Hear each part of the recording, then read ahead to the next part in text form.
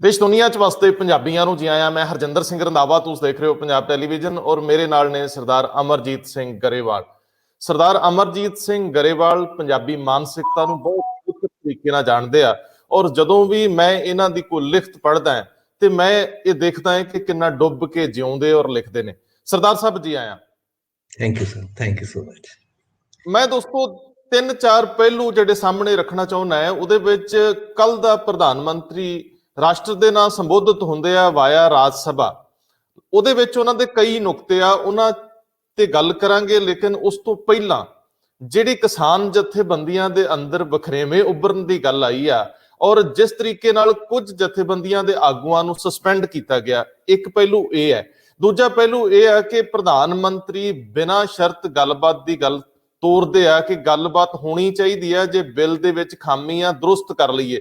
ਲੇਕਿਨ ਉਹਨਾਂ ਦੇ ਇੱਕ ਵਜ਼ੀਰ ਜਿਹੜੇ ਕਿ ਗੱਲਬਾਤ 'ਚ ਸ਼ਾਮਲ ਨੇ, ਉਹ ਪੰਜਾਬ ਦੀ ਧਰਾਤਲ ਤੋਂ ਚੰਡੀਗੜ੍ਹੋਂ ਇਹ ਕਹਿੰਦੇ ਆ ਕਿ ਕਿਸਾਨ ਜਥੇਬੰਦੀਆਂ ਦੇ ਵਿੱਚ ਸਭ ਅੱਛਾ ਨਹੀਂ, ਇਸ ਕਰਕੇ ਗੱਲਬਾਤ ਫਰੂਟਫੁਲ ਨਹੀਂ ਹੋ ਰਹੀ।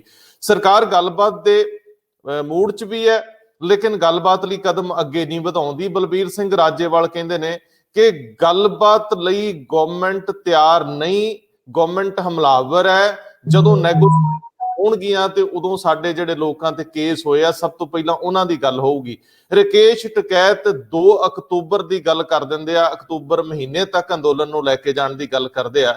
ਲੇਕਿਨ ਕੁਝ ਜਥੇਬੰਦੀਆਂ ਜਿਹੜੀਆਂ ਕਿ ਅੰਦੋਲਨ ਨੂੰ ਸਪੋਰਟ ਕਰ ਰਹੀਆਂ ਸੀ, ਉਹ 25-26 ਦੀ ਦਰਮਿਆਨੀ ਰਾਤ ਦੇ ਮਸਲਿਆਂ ਨੂੰ ਛੇੜਦੀਆਂ ਨੇ। ਵਖਰੇਵਿਆਂ ਦੀ ਗੱਲ ਕਿਉਂ ਹੋਵੇ ਜਦੋਂ ਇੱਕ ਆਮ ਮੇਰੇ ਵਰਗਾ ਔਰ ਤੁਹਾਡੇ ਵਰਗਾ ਜਿਹੜਾ ਇਸ ਮਿੱਟੀ 'ਚੋਂ ਪਲਿਆ, ਉਹਦਾ ਭਾਵਨਾਤਮਕ ਵੀ ਔਰ ਹਰ ਤਰੀਕੇ ਦੀ ਸਮਰਥਨ ਔਰ ਉਹਨੂੰ ਕੀਮਤ ਵੀ ਅਦਾ ਕਰਨੀ ਪੈ ਰਹੀ ਹੈ ਇਸ ਕਿਸਾਨ ਅੰਦੋਲਨ ਦੀ, ਉਦੋਂ ਸਾਡੇ ਫਿਕਰ ਵਾਜਬ ਵੀ ਨੇ। ਲੇਕਿਨ ਮੈਂ ਗੱਲਬਾਤ ਗਰੇਵਾਲ ਸਾਹਿਬ ਤੋਂ ਸ਼ੁਰੂ ਕਰੂੰਗਾ ਕਿ ਜਦੋਂ ਪ੍ਰਧਾਨ ਮੰਤਰੀ ਰਾਜ ਸਭਾ 'ਚ ਇਹ ਗੱਲ ਕਹਿੰਦੇ ਆ ਕਿ ਇਹ ਬਿੱਲ ਡਾਕਟਰ ਮਨਮੋਹਨ ਸਿੰਘ ਦਾ ਆਈਡੀਆ ਸੀ, ਉਹਨਾਂ ਦਾ ਖਿਆਲ ਸੀ, ਤੇ ਮੈਂ ਸਰਦਾਰ ਸਾਹਿਬ ਇਹਨੂੰ ਉਸ ਨਜ਼ਰੀਏ ਤੋਂ ਗੱਲ ਤੋਰਨਾ ਚਾਹੂੰਗਾ ਕਿ ਡਾਕਟਰ ਮਨਮੋਹਨ ਸਿੰਘ ਦਾ ਇਹ ਆਈਡੀਆ, ਉਹ ਕਹਿੰਦੇ ਕਿ ਮੈਂ ਇੰਪਲੀਮੈਂਟ ਕੀਤਾ ਹੈ ਔਰ ਇਹ ਪ੍ਰਕਿਰਿਆਵਾਂ ਚੱਲਦੀਆਂ ਰਹਿੰਦੀਆਂ ਨੇ। ਕਾਂਗਰਸ ਵਾਲੇ ਜਾਂ ਵਿਰੋਧੀ ਇਹ ਮੇਰੇ ਤੇ ਇਲਜ਼ਾਮ ਲਾਉਂਦੇ ਕਿ ਮੈਂ ਆਈਡੀਆ ਚੁਰਾ ਲਿਆ, ਇਹਦੀ ਬਜਾਏ ਉਹ ਆਈਡੀਆ ਦਾ ਹੀ ਵਿਰੋਧ ਕਰਨ ਲੱਗੇ ਜਿਹੜਾ ਕਿ ਉਹਨਾਂ ਦਾ ਸੀ। ਇਹਨੂੰ ਕਿਸ ਸੰਦਰਭ 'ਚ ਤੇ ਕਿਵੇਂ ਤੁਸੀਂ ਇਹਦੀ ਵਿਆਖਿਆ ਕਰੋਗੇ ਜਾਂ ਸਮਝਿਆ ਕਿਵੇਂ ਇਹਨੂੰ? ਰੰਧਾਵਾ ਸਾਹਿਬ, ਥੈਂਕ ਯੂ ਵੈਰੀ ਮਚ ਕਿ ਤੁਸੀਂ ਮੈਨੂੰ ਇਸ ਵਿਸ਼ੇ ਤੇ ਗੱਲਬਾਤ ਕਰਨ ਲਈ ਮੌਕਾ ਦਿੱਤਾ। ਇਹ ਗੱਲ ਬੜੀ ਇੰਪੋਰਟੈਂਟ ਆ ਕਿ ਇਹ ਜਿਹੜੇ ਕਾਨੂੰਨ ਨੇ ਜਿਹੜੇ ਇਹ, ਜਿਵੇਂ ਪ੍ਰਧਾਨ ਮੰਤਰੀ ਜੀ ਨੇ ਕਿਹਾ ਕਿ ਇਹਨਾਂ ਦੀ ਜਿਹੜੀ ਫਿਲਾਸਫੀ ਹੈ ਇਹਨਾਂ ਦੇ ਪਿੱਛੇ ਕੰਮ ਕਰਦੀ, ਉਹ ਤੇ ਡਾਕਟਰ ਮਨਮੋਹਨ ਸਿੰਘ ਦੀ ਫਿਲਾਸਫੀ ਹੈ ਜਿਹੜੀ ਉਹਨਾਂ ਨੇ 1991 ਦੇ ਵਿੱਚ ਇੰਟਰੋਡਿਊਸ ਕੀਤੀ ਸੀ। ਉਹਨਾਂ ਨੇ ਤਾਂ ਇਹਨਾਂ ਕਾਨੂੰਨਾਂ ਨੂੰ, ਮਤਲਬ ਉਹਨਾਂ ਨੇ ਤਾਂ ਉਸੇ ਫਿਲਾਸਫੀ ਨੂੰ ਅੱਗੇ ਤੋਰਨ ਦੀ ਗੱਲ ਕੀਤੀ ਹੈ ਜੀ। ਇਹ ਬਿਲਕੁਲ ਠੀਕ ਗੱਲ ਹੈ, ਇਹਦੇ ਵਿੱਚ ਕੋਈ ਦੋ ਰਾਮਾ ਨਹੀਂ ਹੈ ਕਿ ਜਿਹੜਾ ਇਹ ਏਜੰਡਾ ਹੈਗਾ ਨਿਊ ਲਿਬਰਲਿਜ਼ਮ ਦਾ, ਇੰਡੀਆ ਦੇ ਵਿੱਚ ਇਸ ਏਜੰਡੇ ਨੂੰ ਲੈ ਕੇ ਆਉਣ ਵਾਲੇ ਡਾਕਟਰ ਮਨਮੋਹਨ ਸਿੰਘ ਹੀ ਨੇ। ਪਰ ਜਦੋਂ ਅਸੀਂ ਇਹਨੂੰ ਸਾਰੀ ਚੀਜ਼ ਨੂੰ ਇੱਕ ਪਰਸਪੈਕਟਿਵ 'ਚ ਰੱਖ ਕੇ, ਹਿਸਟੋਰੀਕਲ ਪਰਸਪੈਕਟਿਵ ਦੇ ਵਿੱਚ ਰੱਖ ਕੇ ਦੇਖਦੇ ਆ ਤਾਂ ਗੱਲਾਂ ਹੋਰ ਪਾਸੇ ਨੂੰ ਤੁਰਦੀਆਂ ਦਿਖਾਈ ਦਿੰਦੀਆਂ ਨੇ ਜੀ। ਮਤਲਬ ਇਹ ਬਿਲਕੁਲ ਠੀਕ ਆ ਕਿ ਜਦੋਂ ਫੋਰਡਿਜ਼ਮ ਕ੍ਰਾਈਸਿਸ 'ਚ ਆਇਆ ਤਾਂ ਦੁਨੀਆ ਦੇ ਵਿੱਚ, ਇੰਗਲੈਂਡ ਤੇ ਅਮਰੀਕਾ ਦੇ ਵਿੱਚ ਨਿਊ ਫੋਰਡਿਜ਼ਮ ਆ ਜਿਹੜਾ ਉਹ ਇੰਟਰੋਡਿਊਸ ਹੁੰਦਾ ਥਰੂ ਥੈਚਰ ਤੇ ਰੋਨਾਲਡ ਰੀਗਨ ਦੇ ਰਾਹੀਂ 80s ਦੇ ਵਿੱਚ। ਇਹਦੇ ਰਾਹੀਂ ਔਰ ਉਸੇ ਏਜੰਡੇ ਨੂੰ ਅੱਗੇ ਡਾਕਟਰ ਮਨਮੋਹਨ ਸਿੰਘ 1991 ਦੇ ਵਿੱਚ ਇੰਟਰੋਡਿਊਸ ਕਰਦੇ ਨੇ ਹਿੰਦੁਸਤਾਨ ਦੇ ਵਿੱਚ। ਜਦੋਂ ਆਪਾਂ ਇਸ ਏਜੰਡੇ ਨੂੰ ਦੇਖਦੇ ਹਾਂ ਤਾਂ ਸਰਟਨਲੀ ਇਸ ਏਜੰਡੇ ਨੂੰ ਜਦੋਂ ਇੰਟਰੋਡਿਊਸ ਕੀਤਾ ਗਿਆ ਸੀ ਤਾਂ ਇਹਨੇ ਬਹੁਤ ਸਾਰੀਆਂ ਪੋਜ਼ਿਟਿਵ ਤੇ ਨੈਗੇਟਿਵ ਗੱਲਾਂ ਸਾਹਮਣੇ ਲਿਆਂਦੀਆਂ। ਇਹ ਠੀਕ ਆ ਕਿ ਇਹਨੇ ਬਹੁਤ ਜ਼ਿਆਦਾ ਜਿਹੜੀ ਪ੍ਰੋਡਕਟਿਵਿਟੀ ਆ, ਪ੍ਰੋਡਕਸ਼ਨ ਆ, ਜਿਹੜੀ ਦੁਨੀਆ ਦੇ ਵਿੱਚ ਐਫਲੂਐਂਸ ਆ, ਉਹਨੂੰ ਜਨਮ ਦਿੱਤਾ। ਪਰ ਨਾਲ ਦੀ ਨਾਲ ਇਸ ਨੇ ਬਹੁਤ ਸਾਰੇ ਕ੍ਰਾਈਸਿਸ ਵੀ ਪੈਦਾ ਕੀਤੇ, ਜਿਵੇਂ এনवायरमेंट ਦਾ ਕ੍ਰਾਈਸਿਸ ਪੈਦਾ ਕੀਤਾ, ਜਿਵੇਂ ਇਹਨਾਂ ਨੇ ਜਿਹੜੀ ਅਮੀਰ ਤੇ ਗਰੀਬ ਦਾ ਜਿਹੜਾ ਫਰਕ ਆ, ਜਿਹੜੀ ਇਨਇਕੁਐਲਿਟੀ ਆ, ਉਹਨੂੰ ਬਹੁਤ ਵੱਡੇ ਸਕੇਲ ਦੇ ਉੱਤੇ ਅੱਗੇ ਲਿਆਂਦਾ। ਤੇ ਇਸ ਮਤਲਬ ਇਹਨਾਂ ਚੀਜ਼ਾਂ ਨੂੰ ਦੇਖਦੇ ਹੋਏ ਆਪਾਂ ਜਦੋਂ ਹਿੰਦੁਸਤਾਨ ਦੇ ਵਿੱਚ ਡਾਕਟਰ ਮਨਮੋਹਨ ਸਿੰਘ ਦੇ ਜਿਹੜੇ ਏਜੰਡਾ ਸੀ ਜਿਹੜਾ, ਉਹਨੂੰ ਦੇਖਦੇ ਆ ਤਾਂ ਹਿੰਦੁਸਤਾਨ ਦੇ ਵਿੱਚ ਉਸ ਤੋਂ ਬਾਅਦ ਉਹਨਾਂ ਦੇ ਇਸ ਏਜੰਡੇ ਦੇ ਨਾਲ ਬਹੁਤ ਕੁਝ ਪੋਜ਼ਿਟਿਵ ਆਇਆ। ਲੋਕਾਂ ਦੀਆਂ ਆਮਦਨੀਆਂ ਵਧੀਆਂ, ਹਿੰਦੁਸਤਾਨ ਦੀ ਗਰੀਬੀ ਦੂਰ ਹੋਈ ਤੇ ਸਾਰਾ ਕੁਝ ਆਪਾਂ ਦੇਖਦੇ ਹਾਂ। ਤੇ ਪਰ ਇਹਨੇ ਦੋ ਚੀਜ਼ਾਂ ਬਹੁਤ ਆਪਾਂ ਬਿਲਕੁਲ ਦੇਖਦੇ ਹਾਂ, ਜੋ ਪੰਜਾਬ ਦੀ ਹਾਲਤ ਵੀ ਦੇਖਦੇ ਹਾਂ ਕਿ ਇੱਕ ਤੇ এনवायरमेंट ਆ, ਉਹਦਾ ਬਹੁਤ ਵੱਡੇ ਲੈਵਲ ਤੇ ਨੁਕਸਾਨ ਹੁੰਦਾ ਤੇ ਜਿਹਦੇ ਵਿੱਚ ਅਸੀਂ ਪੰਜਾਬ ਦੇ ਵਿੱਚ ਬਿਮਾਰੀਆਂ ਦਾ, ਪੰਜਾਬ ਦੇ ਵਿੱਚ ਮਤਲਬ ਉਹਨੇ ਕਿਸ ਕਿਸਮ ਦੀ ਸਾਡੀ ਹਵਾ ਪਾਣੀ ਇਹ ਸਾਰਾ ਕੁਝ ਡਿਸਟਰੋਏ ਕੀਤਾ, ਇਹ ਸਾਡੇ ਸਾਹਮਣੇ ਹੈਗਾ। ਫਿਰ ਜੀ ਦੂਸਰੀ ਜੀ ਗੱਲ ਜਿਹੜੀ ਹੈਗੀ ਆ, ਆਪਾਂ ਇਸ ਵੇਲੇ ਜਿਹਨੂੰ ਬਹੁਤ ਧਿਆਨ ਦੇ ਵਿੱਚ ਆਈ ਹੋਈ ਆ, ਉਹ ਹੈਗੀ ਇਨਇਕੁਐਲਿਟੀ ਦੀ, ਕਿ ਇੱਕ ਜੀ ਪਾਸੇ ਤਾਂ ਕੁਝ ਜਿਹੜੇ ਉੱਪਰਲੇ 2-4 ਬੰਦੇ ਨੇ ਉਹਨਾਂ ਕੋਲ ਇੰਨਾ ਤਾਣਾ, ਤੇ ਥੱਲੇ ਲੋਕਾਂ ਕੋਲ ਬਿਲਕੁਲ ਹੀ ਨਹੀਂ ਹੈ। ਫਿਰ ਇਹਨੇ ਬਹੁਤ, ਕਿਉਂਕਿ ਇਹ ਇਸ ਕਿਸਮ ਦਾ ਏਜੰਡਾ ਸੀ ਕਿ ਜਿਹਦਾ ਮੁੱਖ ਜਿਹੜਾ ਆਧਾਰ ਸੀ ਉਹ ਪ੍ਰੋਡਕਟਿਵਿਟੀ ਵੱਲ ਸੀ। ਇਸ ਕਰਕੇ ਇਹਨੇ ਜਿਹੜੀ ਨਵੀਂ ਮਸ਼ੀਨਾਂ ਦੀ ਆਮਦ ਦੇ ਨਾਲ ਬਹੁਤ ਸਾਰੀ ਜਿਹੜੀ ਟੈਕਨੋਲੋਜੀਕਲ ਅਨਐਮਪਲੋਇਮੈਂਟ ਆ ਉਹਨੂੰ ਵੀ ਜਨਮ ਦਿੱਤਾ, ਜਿਹਦੇ ਵਿੱਚੋਂ ਯੂਥ ਦੀ ਤੇ ਖਾਸ ਕਰਕੇ ਸਟੂਡੈਂਟਸ ਦੀ ਜਿਹੜੀ ਪ੍ਰੀਕੈਰਿਟੀ ਆ ਉਹ ਜਨਮ ਲੈਂਦੀ ਆ। ਸੋ ਇਹ ਇੱਕ, ਮੈਂ ਇਹ ਗੱਲ ਕਹਿਣ ਦੀ ਕੋਸ਼ਿਸ਼ ਕਰ ਰਿਹਾ ਮਤਲਬ ਤੁਹਾਡੇ ਮਾਧਿਅਮ ਰਾਹੀਂ, ਕਿ ਜੋ ਏਜੰਡਾ ਡਾਕਟਰ ਮਨਮੋਹਨ ਸਿੰਘ ਨੇ ਇੰਟਰੋਡਿਊਸ ਕੀਤਾ ਸੀ, ਜਿਹੜਾ ਉਸ ਵੇਲੇ ਸਾਨੂੰ ਬਹੁਤ ਫਾਇਦੇਮੰਦ ਦਿਖਾਈ ਦਿੰਦਾ ਸੀ ਜਾਂ ਫਾਇਦੇਮੰਦ ਸੀ, ਹੌਲੀ ਹੌਲੀ ਉਸ ਏਜੰਡੇ ਦੀ ਜਿਹੜੀ ਡਾਇਰੈਕਸ਼ਨ ਆ ਉਹ ਹੋਰ ਪਾਸੇ ਉੱਭਰਨੀ ਸ਼ੁਰੂ ਹੋ ਜਾਂਦੀ ਆ ਇਹਨਾਂ ਕ੍ਰਾਈਸਿਸ ਦੇ ਰੂਪ ਦੇ ਵਿੱਚ।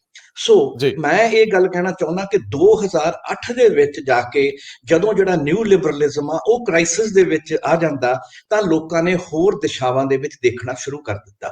ਸੋ ਇਸ ਵੇਲੇ ਮੈਂ ਸਮਝਦਾ ਜਿਸ ਚੀਜ਼ ਦੀ ਜ਼ਰੂਰਤ ਸੀ, ਉਹ ਕੋਈ ਨਵਾਂ ਏਜੰਡਾ ਲੈ ਕੇ ਆਉਣ ਦੀ ਜ਼ਰੂਰਤ ਸੀ। ਡਾਕਟਰ ਮਨਮੋਹਨ ਸਿੰਘ ਦੇ ਏਜੰਡੇ ਨੂੰ ਅੱਗੇ ਤੋਰਨ ਦੀ ਸ਼ਾਇਦ ਉਨੀ ਲੋੜ ਨਹੀਂ ਸੀ। ਲੇਕਿਨ ਜਦੋਂ ਅੱਜ ਦੇ ਦਿਨ ਦੇ ਵਿੱਚ ਪ੍ਰਧਾਨ ਮੰਤਰੀ ਇਸ ਵੱਡੀ ਹੋ ਗਈ ਮੂਵਮੈਂਟ ਨੂੰ ਇੰਨੇ ਸੌਖੇ ਸ਼ਬਦਾਂ 'ਚ ਸਮੇਟਣ ਦੀ ਕੋਸ਼ਿਸ਼ ਕਰਦੇ ਆ ਕਿ ਦੇਸ਼ ਦੇ ਵਿੱਚ ਇਸ ਤਰ੍ਹਾਂ ਦੀਆਂ ਤਬਦੀਲੀਆਂ ਚੱਲਦੀਆਂ ਰਹਿੰਦੀਆਂ, ਉਹ ਲਾਲ ਬਹਾਦਰ ਸ਼ਾਸਤਰੀ ਦਾ ਜ਼ਿਕਰ ਕਰਦੇ ਆ।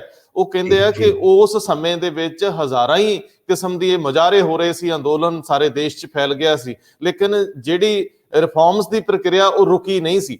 ਅੱਜ ਦੇ ਸੰਦਰਭ ਵਿੱਚ ਜਦੋਂ ਦੁਨੀਆ ਭਰ ਦੇ ਵਿੱਚ ਇਹਨੂੰ ਹੁੰਗਾਰਾ ਮਿਲ ਰਿਹਾ, ਉਸ ਵੇਲੇ ਇੱਕ ਪੋਜ਼ਿਟਿਵਿਟੀ ਨਾਲ ਕਿਸਾਨ ਜਥੇਬੰਦੀਆਂ ਨਾਲ ਗੱਲਬਾਤ ਅੱਗੇ ਵਧਾਉਣ ਦੀ ਬਜਾਏ ਤਰ੍ਹਾਂ ਤਰ੍ਹਾਂ ਦੀ ਬੈਰੀਕੇਡਿੰਗ, ਤਰ੍ਹਾਂ ਤਰ੍ਹਾਂ ਦੇ ਇੰਟਰਨੈਟ ਨਾਲ ਜਾਂ ਬਾਕੀ ਮਸਲਿਆਂ ਦੇ ਉੱਤੇ ਰੋਕਾਂ ਲਾ ਕੇ ਜਾਂ ਇਸ ਗੱਲਬਾਤ ਨੂੰ ਉਲਝਾ ਕੇ ਅਸੀਂ ਕਿਸੇ ਨਤੀਜੇ ਤੇ ਪਹੁੰਚ ਪਾਵਾਂਗੇ। ਅੰਦੋਲਨਕਾਰੀ ਜਿਹੜੇ ਨੇ ਉਹਨਾਂ ਦਾ ਰਾਈਟ ਹੈ, ਉਹ ਸੰਵਿਧਾਨਕ ਹੱਕ ਤੇ ਨਾਲ ਤੁਰੇ ਹੋਏ ਆ, ਲੇਕਿਨ ਜਿਸ ਤਰ੍ਹਾਂ ਦੀਆਂ ਘਟਨਾਵਾਂ ਇਹਦੇ ਵਿੱਚ ਸ਼ਾਮਲ ਹੋ ਜਾਂਦੀਆਂ, ਉਸ ਤੋਂ ਅੱਗੇ ਹੁਣ ਇਹਨੂੰ ਕਿਵੇਂ ਦੇਖੀਏ? ਤੁਸੀਂ ਦੋਨੇ ਧਿਰਾਂ ਦਾ ਐਟੀਟਿਊਡ ਦੇਖ ਲਿਆ, ਗਵਰਨਮੈਂਟ ਦਾ ਵੀ ਦੇਖ ਲਿਆ, ਪ੍ਰਧਾਨ ਮੰਤਰੀ ਦੇ ਪੱਧਰ ਤੱਕ, ਔਰ ਕਿਸਾਨ ਜਥੇਬੰਦੀਆਂ ਦੇ ਆਗੂ ਸਭ ਤੋਂ ਇਸ ਵੇਲੇ ਅਹਿਮ ਨੇ ਬਲਬੀਰ ਰਾਜੇਵਾਲ ਔਰ ਦੂਜੇ ਉਹਨਾਂ ਦੇ ਨਾਲ ਰਕੇਸ਼ ਟਕੈਤ। ਬਾਕੀ ਜਥੇਬੰਦੀਆਂ ਉਹਨਾਂ ਦੀ ਪੈੜ 'ਚ ਪੈਰ ਰੱਖਦੀਆਂ ਨੇ। ਇਹਨਾਂ ਦੋਨਾਂ ਨੂੰ ਸਮਝਣ ਤੋਂ ਬਾਅਦ ਹੁਣ ਤੁਸੀਂ ਫਿਊਚਰ ਨੂੰ ਕਿਵੇਂ ਦੇਖ ਰਹੇ ਹੋ, ਇਸ ਅੰਦੋਲਨ ਨੂੰ ਔਰ ਗਵਰਨਮੈਂਟ ਦੇ ਨਜ਼ਰੀਏ ਤੋਂ? ਰੰਧਾਵਾ ਸਾਹਿਬ, ਮੈਂ ਇਹਨੂੰ 2 ਕੁਐਸਚਨਸ 'ਚ ਵੰਡ ਲੈਣਾ, ਮੈਂ ਭੁੱਲ ਨਾ ਜਾਵਾਂ ਤਾਂ ਫਿਰ ਬਾਅਦ ਦੇ ਵਿੱਚ ਤੁਸੀਂ ਯਾਦ ਕਰਾ ਦਿਓ। ਇੱਕ ਤੇ ਇਹ ਗੱਲ ਹੈਗੀ ਆ ਕਿ ਹਮੇਸ਼ਾ ਹੀ ਜਿਹੜੇ ਰਿਫਾਰਮਸ ਨੇ ਉਹਨਾਂ ਦਾ ਵਿਰੋਧ ਹੁੰਦਾ, ਤੇ ਇਸ ਕਰਕੇ ਇੱਥੇ ਵੀ ਵਿਰੋਧ ਹੋ ਰਿਹਾ। ਤੇ ਇੱਕ ਤਾਂ ਮੈਂ ਇਸ ਕੁਐਸਚਨ, ਬਹੁਤ ਇੰਪੋਰਟੈਂਟ ਕੁਐਸਚਨ ਹੈ, ਇਹਨੂੰ ਐਡਰੈਸ ਕਰਨਾ ਚਾਹਾਂਗਾ। ਦੂਸਰਾ ਕੁਐਸਚਨ ਇਹ ਹੈਗਾ ਕਿ ਜਿਹੜੀਆਂ ਵੱਖ-ਵੱਖ ਜਥੇਬੰਦੀਆਂ ਨੇ ਉਹਨਾਂ ਦੇ ਜਿਹੜੇ ਡਿਫਰੈਂਸਿਸ ਨੇ ਉਹਨਾਂ ਦੀ ਗੱਲ ਆ। ਤੀਸਰਾ ਹੈ ਕਿ ਇਹ ਗਾਂ ਫਿਊਚਰ ਕਿਸ ਕਿਸਮ ਦੀਆਂ ਪੋਸੀਬਿਲਿਟੀਜ਼ ਹੈਗੀਆਂ ਨੇ। 3 ਕੁਐਸਚਨ ਤੁਸੀਂ ਆਪਣੇ ਇਸ ਗੱਲ ਦੇ ਵਿੱਚ ਕੀਤੇ ਨੇ, ਮੈਂ ਇਹਨਾਂ ਨੂੰ ਕੱਲੇ ਨੂੰ ਲੈ ਕੇ ਅੱਗੇ ਵਧਣ ਦੀ ਕੋਸ਼ਿਸ਼ ਕਰਾਂਗਾ। ਪਹਿਲੀ ਗੱਲ ਤੇ ਇਹ ਆ ਕਿ ਹਮੇਸ਼ਾ ਹੀ ਜਿਹੜੇ ਰਿਫਾਰਮਸ ਨੇ ਉਹਨਾਂ ਦਾ ਵਿਰੋਧ ਹੁੰਦਾ ਆਇਆ ਜੀ। ਜੇ ਮੈਨੂੰ ਜਿਹੜੀ ਗੱਲ ਰਿਫਾਰਮ ਦੇ ਵਿਰੋਧ ਦੇ ਵਿੱਚ ਸਭ ਤੋਂ ਵੱਧ ਫੈਸੀਨੇਟ ਕਰਦੀ ਆ ਜਾਂ ਮਤਲਬ ਮੈਨੂੰ ਬਹੁਤ ਹੈਰਾਨ ਕਰਦੀ ਆ, ਉਹ ਹੈਗੀ ਜਦੋਂ ਸਕ੍ਰਿਪਟ ਇੰਟਰੋਡਿਊਸ ਹੁੰਦੀ ਆ। ਸਭ ਤੋਂ ਪਹਿਲਾਂ ਜਿਹੜੀ ਸਾਡਾ ਕਮਿਊਨੀਕੇਸ਼ਨ ਦਾ ਮਾਧਿਅਮ ਸੀ ਉਹ ਸਿਰਫ ਓਰੈਲਿਟੀ ਸੀ। ਅਸੀਂ ਸਿਰਫ ਸ਼ਬਦਾਂ ਦੇ ਨਾਲ ਇੱਕ ਦੂਸਰੇ ਦੇ ਨਾਲ ਕਮਿਊਨੀਕੇਟ ਕਰਦੇ ਸੀ, ਇੰਟਰੈਕਟ ਕਰਦੇ ਸੀ। ਤੇ ਪਰ ਉਸ ਤੋਂ ਬਾਅਦ ਜਦੋਂ ਆ ਗਈ ਰਾਈਟਿੰਗ ਆ ਗਈ, ਤੇ ਉਹਦੇ ਨਾਲ ਇੱਕ ਬਹੁਤ ਸਾਰੀਆਂ ਪੋਸੀਬਿਲਿਟੀਜ਼ ਖੁੱਲਦੀਆਂ ਨੇ, ਬਹੁਤ ਸਾਰਾ ਕੁਝ ਹੀ ਖੁੱਲਦਾ ਜਦੋਂ ਆਪਾਂ ਦੇਖਦੇ ਹਾਂ। ਪਰ ਦੁਨੀਆ ਦੇ ਸਭ ਤੋਂ ਵੱਡੇ ਥਿੰਕਰਸ ਨੇ ਉਸ ਵੇਲੇ ਇਹਦਾ ਵਿਰੋਧ ਕੀਤਾ ਸੀ, ਇਹ ਕਹਿ ਕੇ ਕਿ ਇਹ ਜਿਹੜੀ ਸਕ੍ਰਿਪਟ ਆ, ਇਹ ਜਿਹੜੀ ਰਾਈਟਿੰਗ ਆ, ਇਹ ਥਾਟ ਨੂੰ ਫੋਸਿਲਾਈਜ਼ ਕਰ ਦੇਗੀ। ਕਿ ਮਤਲਬ ਜੋ ਉਹਨਾਂ ਦਾ ਜਿਹੜਾ ਡਾਇਲੋਗ ਆ, ਸੰਵਾਦ ਆ, ਜਿਹੜਾ ਗੋਸ਼ਟ ਆ, ਜਿਹੜੀ ਉਹਦੀ ਪਰੰਪਰਾ ਹਟ ਜਾਏਗੀ, ਖਤਮ ਹੋ ਜਾਏਗੀ। ਇਸ ਕਰਕੇ ਥਾਟ ਦੀ ਡਿਵੈਲਪਮੈਂਟ ਦੇ ਵਿੱਚ ਸ਼ਾਇਦ ਇਹ ਪੋਜ਼ਿਟਿਵ ਰੋਲ ਨਾ ਕਰ ਸਕੇ। ਚਲੋ ਖੈਰ, ਉਹਦਾ ਵਿਰੋਧ ਹੋਇਆ, ਪਰ ਮਤਲਬ ਸਕ੍ਰਿਪਟ ਇੰਟਰੋਡਿਊਸ ਹੋ ਗਈ, ਉਹਨੇ ਬਹੁਤ ਸਾਰੀਆਂ ਪੋਸੀਬਿਲਿਟੀਜ਼ ਨਵੀਆਂ ਜਗਾਈਆਂ। ਇਹਦੇ ਵਿੱਚ ਕੋਈ ਦੋ ਰਾਮਾ ਨਹੀਂ ਹੈ ਕਿ ਜਦੋਂ ਕੋਈ ਚੀਜ਼ ਇੰਟਰੋਡਿਊਸ ਹੁੰਦੀ ਆ ਤਾਂ ਸਰਟਨਲੀ ਉਹਦਾ ਵਿਰੋਧ ਹੁੰਦਾ। 1991 ਦੇ ਵਿੱਚ ਡਾਕਟਰ ਮਨਮੋਹਨ ਸਿੰਘ ਦੀਆਂ ਪ੍ਰਪੋਜ਼ਲਸ ਦਾ ਵੀ ਬਹੁਤ ਵਿਰੋਧ ਹੋਇਆ ਸੀ। ਤੇ ਮੇਰੀ ਇੱਕ ਆਪਣੀ ਮਤਲਬ ਮੈਂ ਬੜਾ ਉਹ ਗੱਲ ਯਾਦ ਕਈ ਵਾਰ ਕਰਦਾ ਕਿ ਮੈਂ 70s ਦੇ ਵਿੱਚ ਪੰਜਾਬ ਐਗਰੀਕਲਚਰ ਯੂਨੀਵਰਸਿਟੀ ਦੇ ਵਿੱਚ ਸੀਗਾ। 80s ਮੈਂ ਪੰਜਾਬ ਐਗਰੀਕਲਚਰ ਯੂਨੀਵਰਸਿਟੀ ਛੱਡੀ ਤੇ ਉਸ ਵੇਲੇ ਮੈਂ ਇੱਕ ਪੰਜਾਬੀ ਦੇ ਉਹਨਾਂ ਦਾ ਮੈਗਜ਼ੀਨ ਸੀਗਾ ਚੰਗੀ ਖੇਤੀ, ਉਹਦਾ ਮੈਂ ਐਡੀਟਰ ਹੁੰਦਾ ਸੀ। ਮੇਰੀ ਡਿਊਟੀ ਲੱਗ ਗਈ ਇੱਕ ਵਾਰ ਕਿ ਇੱਕ ਮੰਡੀ ਦੇ ਵਿੱਚ ਆਟੋਮੇਸ਼ਨ ਦਾ ਪ੍ਰੋਜੈਕਟ ਚੱਲਣਾ ਤੇ ਖਮਾਣੋ ਮੰਡੀ ਉਹਦੀ ਆਟੋਮੇਸ਼ਨ ਦਾ ਪ੍ਰੋਜੈਕਟ ਆ, ਉੱਥੇ ਜਾਣਾ ਸੀ ਅਸੀਂ। ਉੱਥੇ ਆਟੋਮੇਸ਼ਨ ਦਾ ਜਦੋਂ ਪ੍ਰੋਜੈਕਟ ਨੂੰ ਇੰਟਰੋਡਿਊਸ ਕੀਤਾ ਜਾ ਰਿਹਾ ਸੀ, ਉੱਥੇ ਮਸ਼ੀਨਾਂ ਡਿਸਪਲੇ ਕੀਤੀਆਂ ਜਾ ਰਹੀਆਂ ਸੀ, ਤਾਂ ਪੱਲੇਦਾਰਾਂ ਨੇ ਤੇ ਉੱਥੇ ਮੰਡੀ ਵਾਲਿਆਂ ਨੇ ਸਾਡਾ ਸਾਰਾ ਕੁਝ ਚੱਕ ਕੇ ਸੁੱਟ ਦਿੱਤਾ ਤੇ ਅਸੀਂ ਉੱਥੋਂ ਬੜੀ ਮੁਸ਼ਕਲ ਦੇ ਨਾਲ ਆਪਣੇ ਆਪ ਨੂੰ ਬਚਾ ਕੇ ਦੌੜੇ। ਉਹਨਾਂ ਦਾ ਕਹਿਣਾ ਸੀਗਾ ਕਿ ਇਹ ਜੇ ਮੈਕਨਾਈਜੇਸ਼ਨ ਹੋ ਗਈ ਤਾਂ ਸਾਡੀਆਂ ਨੌਕਰੀਆਂ ਕਿੱਥੇ ਜਾਣਗੀਆਂ, ਸਾਨੂੰ ਅਨਐਮਪਲੋਇਮੈਂਟ ਹੋ ਜਾਏਗੀ। ਪਰ ਐਗਰੀਕਲਚਰ ਦੀ ਨਵੀਂ ਟੈਕਨੋਲੋਜੀ ਦੀ ਇੰਟਰੋਡਕਸ਼ਨ ਦੇ ਨਾਲ ਜਿਹੜੀਆਂ ਨੌਕਰੀਆਂ ਨੇ ਉਹ ਘਟੀਆਂ ਨਹੀਂ, ਵਧੀਆਂ ਸੀ। ਸੋ ਮਤਲਬ ਇਸ ਕਿਸਮ ਦੀਆਂ ਗੱਲਾਂ ਤੇ ਹੁੰਦੀਆਂ ਆਉਂਦੀਆਂ ਨੇ। ਪਰ ਮੈਨੂੰ ਹੁਣ ਇਹ ਲੱਗਦਾ, ਜਿਹੜੀ ਗੱਲ ਤੁਸੀਂ ਕਿਉਂਕਿ ਫਿਊਚਰ ਦੀ ਵੀ ਗੱਲ ਕੀਤੀ ਆ, ਕਿ ਜਿਹੜੀ ਹੁਣ ਤੱਕ ਟੈਕਨੋਲੋਜੀਕਲ ਅਨਐਮਪਲੋਇਮੈਂਟ ਅਸੀਂ ਦੇਖਦੇ ਆਏ ਆ, ਉਹਨੇ ਉਸ ਤਰ੍ਹਾਂ ਨਾਲ ਨੈਗੇਟਿਵਲੀ ਇਫੈਕਟ ਨਹੀਂ ਕੀਤਾ। ਜਿਵੇਂ ਹੁਣ ਆਪਾਂ ਇਮੀਡੀਏਟਲੀ ਦੇਖ ਲਈਏ ਕਿ ਤੁਸੀਂ ਕਿਸੇ ਬੈਂਕ ਦੇ ਵਿੱਚ ਜਾਓ, ਜਿੱਥੇ 50 ਬੰਦੇ ਕੰਮ ਕਰਦੇ ਸੀ, ਹੁਣ ਉੱਥੇ 5 ਜਾਂ 10 ਬੰਦੇ ਕੰਮ ਕਰਦੇ ਨੇ।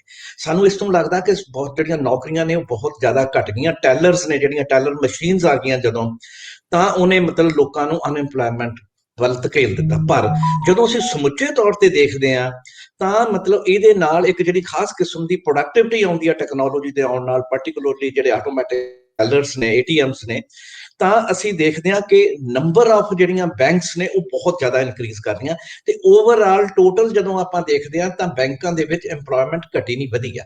ਸੋ ਇਸ ਤਰ੍ਹਾਂ ਨਾਲ ਜਿਹੜੀ ਇਹ ਸਾਰਾ ਕੁਝ ਹੁੰਦਾ, ਅਸੀਂ ਸਮਝਦੇ ਹਾਂ ਕਿ ਜਿਹੜੀ ਇਹ ਰੌਲਾ ਪਾਇਆ ਜਾਂਦਾ ਕਿ ਨਵੀਂ ਟੈਕਨੋਲੋਜੀ ਜਾਂ ਨਵੇਂ ਚੀਜ਼ਾਂ ਦੇ ਆਉਣ ਨਾਲ ਮਤਲਬ ਕੋਈ ਪ੍ਰੋਬਲਮਸ ਵੀ ਆਉਂਦੀਆਂ ਨੇ ਤੇ ਚੰਗੀਆਂ ਚੀਜ਼ਾਂ ਵੀ ਆਉਂਦੀਆਂ ਨੇ, ਤੇ ਸੋ ਦੋਨੋਂ ਚੀਜ਼ਾਂ ਸਿਮਲਟੇਨੀਅਸਲੀ ਆਉਂਦੀਆਂ ਨੇ। ਪਰ ਹੁਣ ਜਿਸ ਸਥਿਤੀ ਦੇ ਵਿੱਚ ਅਸੀਂ ਪਹੁੰਚੇ ਹੋਏ ਆ, ਇਸ ਸਥਿਤੀ ਦੇ ਵਿੱਚ ਜਿੱਥੇ ਹੁਣ ਤੱਕ ਅਸੀਂ ਸਮਝਦੇ ਸੀ ਕਿ ਜਿਹੜੀ ਅਨਐਮਪਲੋਇਮੈਂਟ ਆ ਉਹ ਸਿਰਫ ਜਿਹੜੀਆਂ ਹੱਥ ਦੇ ਨਾਲ ਕੰਮ ਕਰਨ ਵਾਲੀਆਂ ਮਤਲਬ ਜੌਬਸ ਨੇ ਉਹਨਾਂ ਨੂੰ ਹੀ ਸਾਤੋਂ ਦੂਰ ਲਿਜਾਣਗੀਆਂ, ਉਹੀ ਮਸ਼ੀਨਾਂ ਕਰਨਗੀਆਂ। ਤੇ ਜਿਹੜੀ ਮਤਲਬ ਜਿਹੜੀ ਮੈਨ ਦੀ ਆ, ਜਿਹੜੀ ਹਿਊਮਨ ਬੀਇੰਗ ਦੀ ਜਿਹੜੀ ਕੋਗਨੀਟਿਵ ਸਕਿੱਲਸ ਨੇ, ਉਹ ਸ਼ਾਇਦ ਮਸ਼ੀਨਾਂ ਉਸ ਢੰਗ ਨਾਲ ਨਹੀਂ ਕਰ ਪਾਉਣਗੀਆਂ। ਸੋ ਮਨੁੱਖ ਦੀ ਜਿਹੜੀ ਕੋਗਨੀਟਿਵ ਡੋਮੀਨੈਂਸ ਆ ਜਾਂ ਮੋਨੋਪੋਲੀ ਆ ਜਿਹੜੀ, ਉਹ ਸ਼ਾਇਦ ਕਾਇਮ ਰਹੇ। ਪਰ ਹੁਣ ਆਰਟੀਫਿਸ਼ੀਅਲ ਇੰਟੈਲੀਜੈਂਸ ਵਗੈਰਾ ਜਾਂ ਮਸ਼ੀਨ ਲਰਨਿੰਗ ਜਾਂ ਇਹਨਾਂ ਦੇ ਆਉਣ ਨਾਲ ਇਹ ਲੱਗ ਰਿਹਾ ਕਿ ਇਹ ਜਿਹੜਾ ਹੁਣ ਤੱਕ ਅਸੀਂ ਦੇਖਦੇ ਆਏ ਆ ਅਨਐਮਪਲੋਇਮੈਂਟ ਦਾ ਫਿਨੋਮਨਾ, ਇੰਨੀ ਤਰ੍ਹਾਂ ਨਾਲ ਉਹਨੇ ਡਿਸਟਰਬ ਨਹੀਂ ਕੀਤਾ। ਪਰ ਹੁਣ ਫਿਊਚਰ ਦੇ ਵਿੱਚ ਬਹੁਤ ਸਾਰੇ ਲੋਕਾਂ ਦੀ ਰਾਏ ਹੈ, ਤੇ ਭਾਵੇਂ ਮੈਂ ਇਹਦੇ ਨਾਲ ਬਹੁਤਾ ਸਹਿਮਤ ਤਾਂ ਨਹੀਂ ਹਾਂ, ਪਰ ਹੁਣ ਇਹ ਦੇਖਿਆ ਜਾ ਰਿਹਾ ਬੜੇ ਵੱਡੇ ਵੱਡੇ ਥਿੰਕਰਸ ਰਾਹੀਂ ਕਿ ਜਿਹੜਾ ਹੁਣ ਅਨਐਮਪਲੋਇਮੈਂਟ ਦਾ, ਟੈਕਨੋਲੋਜੀਕਲ ਅਨਐਮਪਲੋਇਮੈਂਟ ਦਾ ਜਿਹੜਾ ਫਿਨੋਮਨਾ ਸਾਡੇ ਸਾਹਮਣੇ ਆ ਰਿਹਾ, ਉਹ ਸ਼ਾਇਦ ਉਸ ਤਰ੍ਹਾਂ ਨਾਲ ਨਹੀਂ ਹੋਏਗਾ ਜਿਵੇਂ ਅਸੀਂ ਪਿੱਛੇ ਦੇਖਦੇ ਆਏ ਹਾਂ। ਇਹ ਸਰਟਨਲੀ ਸਾਨੂੰ ਬਹੁਤ ਵੱਡੇ ਸਕੇਲ ਦੇ ਉੱਤੇ ਅਨਐਮਪਲੋਇਡ ਮਤਲਬ ਸਾਨੂੰ ਬੇਰੁਜ਼ਗਾਰ ਕਰ ਦੇਗਾ।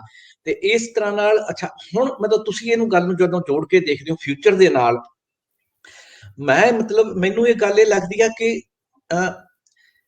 ਕਿਉਂਕਿ ਨੌਕਰੀਆਂ ਘਟ ਰਹੀਆਂ ਨੇ, ਬਹੁਤ ਵੱਡੇ ਸਕੇਲ ਦੇ ਉੱਤੇ ਘਟ ਰਹੀਆਂ ਨੇ, ਤੇ ਜੇ ਅਸੀਂ ਐਗਰੀਕਲਚਰ ਦੇ ਵਿੱਚ ਨਵੇਂ ਰਿਫਾਰਮਸ ਰਾਹੀਂ ਅਸੀਂ ਫਿਰ ਜਿਹੜੀ ਇੱਕ ਮੈਕਨਾਈਜੇਸ਼ਨ ਜਾਂ ਆਟੋਮੇਸ਼ਨ ਵੱਲ ਹੋਰ ਬਹੁਤ ਤੇਜ਼ੀ ਦੇ ਨਾਲ ਅੱਗੇ ਵਧੇ, ਜਿਹਦੇ ਵਿੱਚ ਜਿਹੜੀ ਪ੍ਰਸੀਜਨ ਐਗਰੀਕਲਚਰ ਆ, ਜਿਵੇਂ ਮੈਂ ਵੀ ਇਸ ਪ੍ਰਸੀਜਨ ਐਗਰੀਕਲਚਰ ਨੂੰ ਬਹੁਤ ਪ੍ਰਮੋਟ ਕਰਦਾ, ਕਿ ਜਿਹਦੇ ਨਾਲ ਐਗਰੀਕਲਚਰ ਦੇ ਵਿੱਚ ਵੀ ਜਿਹੜੀ ਅਨਐਮਪਲੋਇਮੈਂਟ ਆ, ਬੇਰੁਜ਼ਗਾਰੀ ਆ, ਉਹ ਬਹੁਤ ਤੇਜ਼ੀ ਨਾਲ ਵਧੇਗੀ।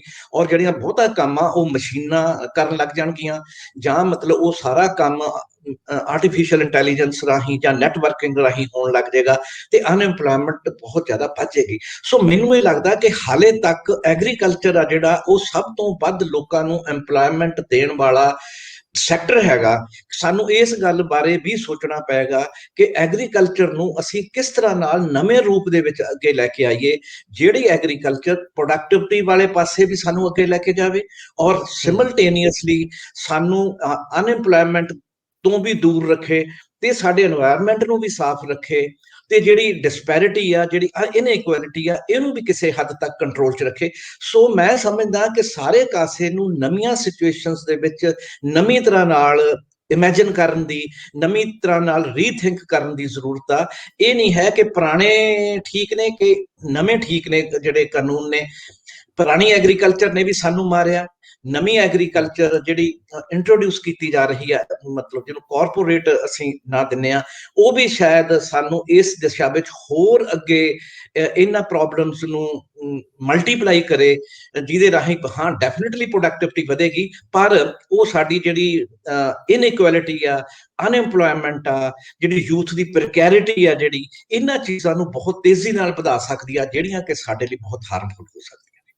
ਜਿਹੜੇ ਦੋ ਸਵਾਲ ਤੁਸੀਂ ਐਡਰੈਸ ਕਰਨੇ ਸੀਗੇ ਵਿੱਚੋਂ ਰਹਿ ਗਏ, ਉਹ ਸਭ ਤੋਂ ਪਹਿਲਾ ਸਵਾਲ ਤੇ ਇਹ ਕਿ ਜਦੋਂ ਕਿਸਾਨ ਜਥੇਬੰਦੀਆਂ ਅੰਦੋਲਨ ਦੇ ਵਿੱਚ ਨੇ, ਕੀ ਉਹ ਇਹ ਸਮਝ ਰਹੀਆਂ ਨੇ ਕਿ ਅਗਲੇ ਕੁਝ ਸਾਲਾਂ ਤੱਕ ਜੇਕਰ ਅਸੀਂ ਇਹਨੂੰ ਰਿਪੀਲ ਜਾਂ ਇਹ ਰੱਦ ਕਰਾਉਣ ਤੋਂ ਪਿਛਾਂਹ ਹਟ ਜਾਂਦੇ ਆ ਤੇ ਇਹ ਕੋਈ ਨਵਾਂ ਰੂਪ ਧਾਰ ਕੇ ਆ ਜਾਊ? ਜਿਹੜਾ ਉਹਨਾਂ ਦੀ ਸ਼ੰਕਾ ਹੈ ਜਾਂ ਉਹਨਾਂ ਦਾ ਡਰ ਹੈ ਕਿ ਜੇਕਰ ਇਹ ਗਵਰਨਮੈਂਟ ਆਪਣੇ ਅਧਿਕਾਰ ਖੇਤਰ ਤੋਂ ਬਾਹਰ ਜਾ ਕੇ ਕਾਨੂੰਨ ਬਣਾ ਸਕਦੀ ਆ, ਸਟੇਟ ਸਬਜੈਕਟ ਨੂੰ ਹੱਥ 'ਚ ਲੈ ਸਕਦੀ ਆ, ਅੱਜ ਅਸੀਂ ਸੋਧਾਂ ਤੱਕ ਮੰਨ ਗਏ ਤਾਂ ਕੱਲ ਨੂੰ ਕਿਤੇ ਖੁਦਾ ਨਾ ਖਾਸਤਾ ਗਵਰਨਮੈਂਟ ਫਿਰ ਕਿਸੇ ਹੋਰ ਇਨਫਲੂਐਂਸ ਥੱਲੇ ਇਹਨੂੰ ਕਿਸੇ ਨਵੇਂ ਚੋਰ ਦਰਵਾਜ਼ੇ ਥਾਣੀ ਲੈ ਆਊਗੀ, ਜਾਂ ਉਹ ਜਿਹੜੀਆਂ ਸਟੇਟਾਂ ਦੇ ਹੱਕ ਆ ਉਹਨਾਂ ਤੇ ਇਸੇ ਤਰੀਕੇ ਨਾਲ ਅੱਗੇ ਜਿਹੜਾ ਵਾ ਉਹ ਡਾਕਾ ਮਾਰਦੀ ਰਹੂਗੀ, ਕਿਉਂਕਿ ਇਹ ਭਾਰਤੀ ਸੰਵਿਧਾਨ ਪਰਮਿਸ਼ਨ ਦਿੰਦਾ ਹੈ, ਪਰਮਿਟ ਕਰਦਾ ਹੈ ਕਿ ਸਟੇਟ ਗਵਰਨਮੈਂਟ ਖੇਤੀ ਨਾਲ ਸੰਬੰਧਿਤ ਫੈਸਲੇ ਲੈਣ ਦੇ ਸਮਰੱਥ ਹੈ। ਇਸ ਮਾਮਲੇ ਦੇ ਵਿੱਚ ਜਿਹੜੇ ਡਰ ਆ ਕਿਸਾਨ ਜਥੇਬੰਦੀਆਂ ਦੇ ਔਰ ਗਵਰਨਮੈਂਟ ਦੇ ਜਿਹੜੇ ਤਰਕ ਆ, ਜਿਵੇਂ ਪ੍ਰਧਾਨ ਮੰਤਰੀ ਕਹਿੰਦੇ ਆ ਕਿ ਕਿਹਦੀ ਜ਼ਰੂਰਤ ਆ ਕਿ ਉਹ MSP ਖਤਮ ਕਰ ਦੇ, ਦੇਸ਼ ਦੇ ਵਿੱਚ ਅੰਨ ਭੰਡਾਰ ਚਾਹੀਦਾ ਹੈ, ਜਿਹੜਾ ਅਸੀਂ ਜਿਹੜੀ ਡਿਸਟ੍ਰੀਬਿਊਸ਼ਨ ਪ੍ਰਣਾਲੀ ਆ ਸਸਤਾ ਅਨਾਜ ਦੇਣ ਦੀ, ਉਹਨੂੰ ਜੇ ਸਮਰਥਨ ਕਰਨਾ ਹੈ, ਸਪੋਰਟ ਕਰਨਾ ਹੈ, ਜਿਹਨੂੰ ਕੋਈ ਰੋਕ ਹੀ ਨਹੀਂ ਸਕਦਾ, ਤੇ ਫਿਰ ਅਸੀਂ ਕਿਵੇਂ MSP ਤੋਂ ਪੈਰ ਪਿਛਾਂ ਹਟਾ ਸਕਦੇ ਆ? ਤੇ ਦੂਜੇ ਬੰਨੇ ਉਹ ਕਹਿੰਦੇ ਆ ਕਿ ਬਿੱਲ ਜਿਹੜੇ ਨੇ ਇਹਨਾਂ ਦੇ ਵਿੱਚ ਕੁਝ ਗਲਤ ਆ ਤਾਂ ਠੀਕ ਕਰ ਲੈਂਦੇ ਆ, ਇਹ ਪ੍ਰਕਿਰਿਆ ਹੈ, ਇਹ ਚੱਲਦੀ ਰਹਿੰਦੀ ਹੈ, ਲੇਕਿਨ ਕਿਸਾਨਾਂ ਦੇ ਤੌਖਲੇ, ਇਹਨਾਂ ਦੋਨਾਂ ਨੂੰ ਕਿਵੇਂ ਤੁਸੀਂ ਜ਼ਬਾਨ ਦਿੰਦੇ ਹੋ? ਬਹੁਤ ਇੰਟਰਸਟਿੰਗ ਕੁਐਸਚਨਸ ਨੇ, ਆਪਾਂ ਇਹਨਾਂ ਨੂੰ ਕੱਲੇ ਨੂੰ ਫਿਰ ਐਡਰੈਸ ਕਰਾਂਗੇ। ਤੇ ਸਭ ਤੋਂ ਪਹਿਲਾਂ ਤਾਂ ਜਿਵੇਂ ਤੁਸੀਂ ਮਤਲਬ ਇਹ ਗੱਲ ਕਹੀ ਆ ਕਿ ਕਿਸਾਨ ਜਥੇਬੰਦੀਆਂ ਨੇ, ਬਹੁਤ ਕਿਸਮ ਦੀਆਂ ਜਥੇਬੰਦੀਆਂ ਨੇ, ਬਹੁਤ ਕਿਸਮ ਦੇ ਲੋਕ ਨੇ, ਇਹ ਬੜੀ ਇੰਟਰਸਟਿੰਗ ਗੱਲ ਹੈਗੀ ਆ। ਇਹਨੂੰ ਆਪਾਂ ਥੋੜਾ ਜਿਹਾ 1 ਮਿੰਟ ਦੇ ਵਿੱਚ ਵੀ ਗੱਲ ਕਰਨੀ ਇਹਦੇ ਤੇ ਬਣਦੀ ਆ। ਮੈਨੂੰ ਇਹ ਲੱਗ ਰਿਹਾ ਕਿ ਜਿਹੜਾ ਇਹ ਪ੍ਰੈਜ਼ੈਂਟ ਸੰਘਰਸ਼ ਜਿਹੜਾ ਚੱਲ ਰਿਹਾ, ਇਹਦੇ ਵਿੱਚ ਸਿਰਫ ਕਿਸਾਨ ਨਹੀਂ ਹੈਗੇ, ਇਹਦੇ ਵਿੱਚ ਲੋਕ ਨੇ। ਇਹ ਲੋਕਾਂ ਦਾ ਅਸੀਂ ਸਾਰੇ ਹੀ ਸੁਣਦੇ ਹਾਂ, ਬਹੁਤ ਲੋਕ ਇਹਨੂੰ ਇਸ ਗੱਲ ਤੇ ਆ ਰਹੇ ਨੇ ਕਿ ਇੱਥੇ ਸਿਰਫ ਕਿਸਾਨ ਨਹੀਂ ਹੈ, ਇੱਥੇ ਮਜ਼ਦੂਰ ਵੀ ਆ, ਇੱਥੇ ਛੋਟਾ ਵਪਾਰੀ ਵੀ ਆ, ਇੱਥੇ ਸਕੂਲ ਟੀਚਰ ਵੀ ਜਾ ਰਹੇ ਨੇ, ਇੱਥੇ ਕਾਲਜ ਦੇ ਜਿਹੜੇ ਟੀਚਰਸ ਨੇ ਉਹ ਵੀ ਜਾ ਰਹੇ ਨੇ। ਹਰ ਕਿਸਮ ਦੇ ਲੋਕ ਇੱਥੇ ਇਸ ਸੰਘਰਸ਼ ਦੇ ਵਿੱਚ ਪਾਰਟਿਸਿਪੇਟ ਕਰ ਰਹੇ ਨੇ। ਮੈਂ ਇੱਥੋਂ ਸਿਰਫ ਇੰਨੀ ਗੱਲ ਕਹਿਣ ਦੀ ਕੋਸ਼ਿਸ਼ ਕਰ ਰਿਹਾ ਕਿ ਇਹ ਸੰਘਰਸ਼ ਨੂੰ ਜਦੋਂ ਅਸੀਂ ਦੇਖਣਾ ਤਾਂ ਇਹ ਇਕੱਲੇ, ਇਹਨੂੰ ਇਹ ਨਹੀਂ ਦੇਖਿਆ ਜਾ ਸਕਦਾ ਕਿ ਇਹ ਇਕੱਲੇ ਜਿਹੜੇ 3 ਕਾਨੂੰਨ ਨੇ ਉਹਨਾਂ ਦੇ ਖਿਲਾਫ ਹੀ ਇਹ ਜਿਹੜਾ ਸੰਘਰਸ਼ ਹੈ ਲੜਿਆ ਜਾ ਰਿਹਾ। ਇਹਦੇ ਵਿੱਚ ਬਹੁਤ ਮਲਟੀਪਲ ਕਿਸਮ ਦੀਆਂ ਜਿਹੜੀਆਂ ਧਿਰਾਂ ਨੇ ਉਹ ਪਾਰਟਿਸਿਪੇਟ ਕਰ ਰਹੀਆਂ ਨੇ ਆਪੋ ਆਪਣੇ ਦੁੱਖ ਦਰਦ ਨੂੰ ਲੈ ਕੇ। ਹੁਣ ਉੱਥੇ ਮੈਨੂੰ ਮਤਲਬ ਕੋਈ ਇੱਕ ਪ੍ਰੋਬਲਮ ਹੈਗੀ, ਸਪੋਜ਼ ਮੈਂ ਅਨਐਮਪਲੋਇਡ ਮਤਲਬ ਇੱਕ ਯੰਗ ਮੈਨ ਹੈਗਾ, ਤਾਂ ਉਹ ਬੱਚੇ ਨੇ ਜਿਹੜੇ ਅਨਐਮਪਲੋਇਡ ਨੇ ਜਾਂ ਹੋਰ ਕਿਸਮ ਦੇ ਜਿਹੜੇ ਕੋਈ ਮਜ਼ਦੂਰ ਨੇ ਜਾਂ ਛੋਟੇ ਵਪਾਰੀ ਨੇ, ਜਿਹੜੇ ਉਹਨਾਂ ਦੇ ਦੁੱਖ ਨੇ ਉਹ ਵੀ ਉੱਥੇ ਜਾ ਕੇ ਆਪਣੇ ਦੁੱਖ ਦਾ ਇਜ਼ਹਾਰ ਕਰ ਰਹੇ ਨੇ ਕਿ ਸਾਨੂੰ ਵੀ ਬਹੁਤ ਤਕਲੀਫ ਆ, ਅਸੀਂ ਵੀ ਤੁਹਾਡੇ ਨਾਲ ਖੜੇ ਹੋਏ ਹਾਂ। ਸੋ ਮੈਂ ਸਮਝਦਾ ਕਿ ਜਦੋਂ ਅਸੀਂ ਇਸ ਸੰਘਰਸ਼ ਨੂੰ ਸਿਰਫ ਕਿਸਾਨੀ ਦੇ ਸੰਘਰਸ਼ ਤੱਕ ਰਿਡਿਊਸ ਕਰਕੇ ਦੇਖਦੇ ਹਾਂ ਤਾਂ ਸ਼ਾਇਦ ਅਸੀਂ ਇਹਦੇ ਨਾਲ ਇਨਜਸਟਿਸ ਕਰਦੇ ਹਾਂ। ਸੋ ਮੈਂ ਸਮਝਦਾ ਕਿ ਇਸ ਸੰਘਰਸ਼ ਨੂੰ ਸਮੁੱਚੇ ਤੌਰ ਤੇ ਵਿਵਸਥਾ ਦੀ ਟਰਾਂਸਫਰਮੇਸ਼ਨ ਦੇ ਰੂਪ ਦੇ ਵਿੱਚ ਦੇਖਣ ਦੀ ਲੋੜ ਆ ਕਿ ਕਿਵੇਂ ਅਸੀਂ ਪੰਜਾਬ ਦੇ ਇਹ ਮਤਲਬ ਇਹ ਨਹੀਂ ਹੈਗਾ ਇਹ ਕਿਸਾਨ ਸੰਘਰਸ਼ ਕਿਉਂ ਹੋਇਆ। ਮੈਨੂੰ ਇਹ ਲੱਗਦਾ ਹੁੰਦਾ ਕਈ ਵਾਰ ਕਿ ਜਿਹੜਾ ਸਾਡਾ ਜਹਾਜ਼ ਸੀ ਉਹ ਇਕੱਲੇ ਇਸ ਆਖਰੀ ਤਿਣਕੇ ਨਾਲ ਨਹੀਂ ਡੁੱਬਿਆ, ਉਹਦੇ ਵਿੱਚ ਤਾਂ ਦੁੱਖਾਂ ਦਾ ਭਾਰ ਵੱਧਦਾ ਹੀ ਜਾ ਰਿਹਾ ਸੀ ਬਹੁਤ ਲੰਮੀ ਦੇਰ ਤੋਂ। ਇਹ ਤਾਂ ਕਿਸਾਨਾਂ ਦੇ ਜਿਹੜੇ 3 ਕਾਨੂੰਨ ਨੇ ਇਹ ਸਿਰਫ ਆਧਾਰ ਬਣੇ ਨੇ ਇਸ ਗੱਲ ਦਾ ਕਿ ਭਾਈ ਬਹੁਤ ਹੋ ਗਈ, ਬਹੁਤ ਹੋ ਗਿਆ, ਅਸੀਂ ਬਹੁਤ ਦੁਖੀ ਹਾਂ। ਅਸੀਂ ਮਤਲਬ ਇਹ ਜਿਹੜਾ ਡੁੱਬਣ ਦਾ ਜਿਹੜਾ ਇਹ ਕਹਾਣੀ ਆ, ਇਹਦੇ ਵਿੱਚ ਉਹ ਸਾਰੀਆਂ ਚੀਜ਼ਾਂ ਨੇ ਸਾਨੂੰ ਲੈਣਾ ਪਊ, ਸਾਰੇ ਪੰਜਾਬ ਦੇ ਦੁੱਖ ਦਰਦਾਂ ਨੂੰ ਲੈਣਾ ਪਊਗਾ, ਪੰਜਾਬ ਦੇ ਸਾਰੇ ਕ੍ਰਾਈਸਿਸ ਨੂੰ ਲੈਣਾ ਪਊਗਾ। ਇਹਦੇ ਵਿੱਚ ਮੈਂ ਵੀ ਨਹੀਂ ਸਮਝਦਾ ਵੀ ਇਹ ਸਿਰਫ ਹੁਣ ਦੀ ਹੀ ਪ੍ਰੋਬਲਮ ਹੈਗੀ ਆ।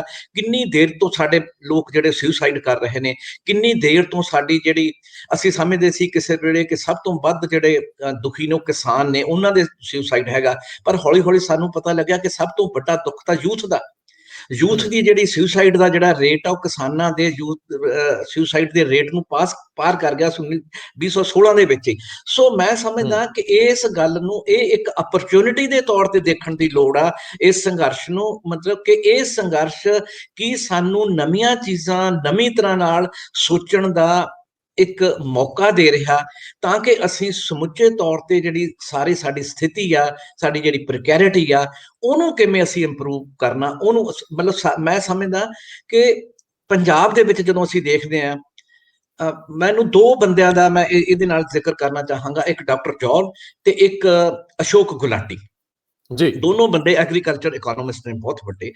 ਹੁਣ ਕੀ ਆ ਕਿ ਮਤਲਬ ਇੰਨੀ ਸੈਕਟਰ ਵਾਈਜ਼ ਅਸੀਂ ਸੋਚਣ ਲੱਗ ਜਾਂਦੇ ਆ ਕਿ ਇਹਦੇ ਨਾਲ ਐਗਰੀਕਲਚਰ ਦਾ ਕੀ ਹੋਏਗਾ। ਹੁਣ ਬਿਨਾਂ ਸ਼ੱਕ ਇਹ ਦੋਨੋਂ ਜਿਹੜੇ ਮਹਾਪੁਰਸ਼ ਨੇ, ਬਹੁਤ ਵੱਡੇ ਥਿੰਕਰਸ ਨੇ, ਇਹ ਸਿਰਫ ਇੱਥੋਂ ਤੱਕ ਹੀ ਸੋਚਦੇ ਨੇ ਕਿ ਐਗਰੀਕਲਚਰ ਦੇ ਵਿੱਚ ਪ੍ਰੋਡਕਟਿਵਿਟੀ ਕਿਵੇਂ ਵਧੇਗੀ, ਐਗਰੀਕਲਚਰ ਦੇ ਵਿੱਚ ਵੈਲਥ ਜਨਰੇਟ ਕਿਵੇਂ ਹੋਏਗੀ।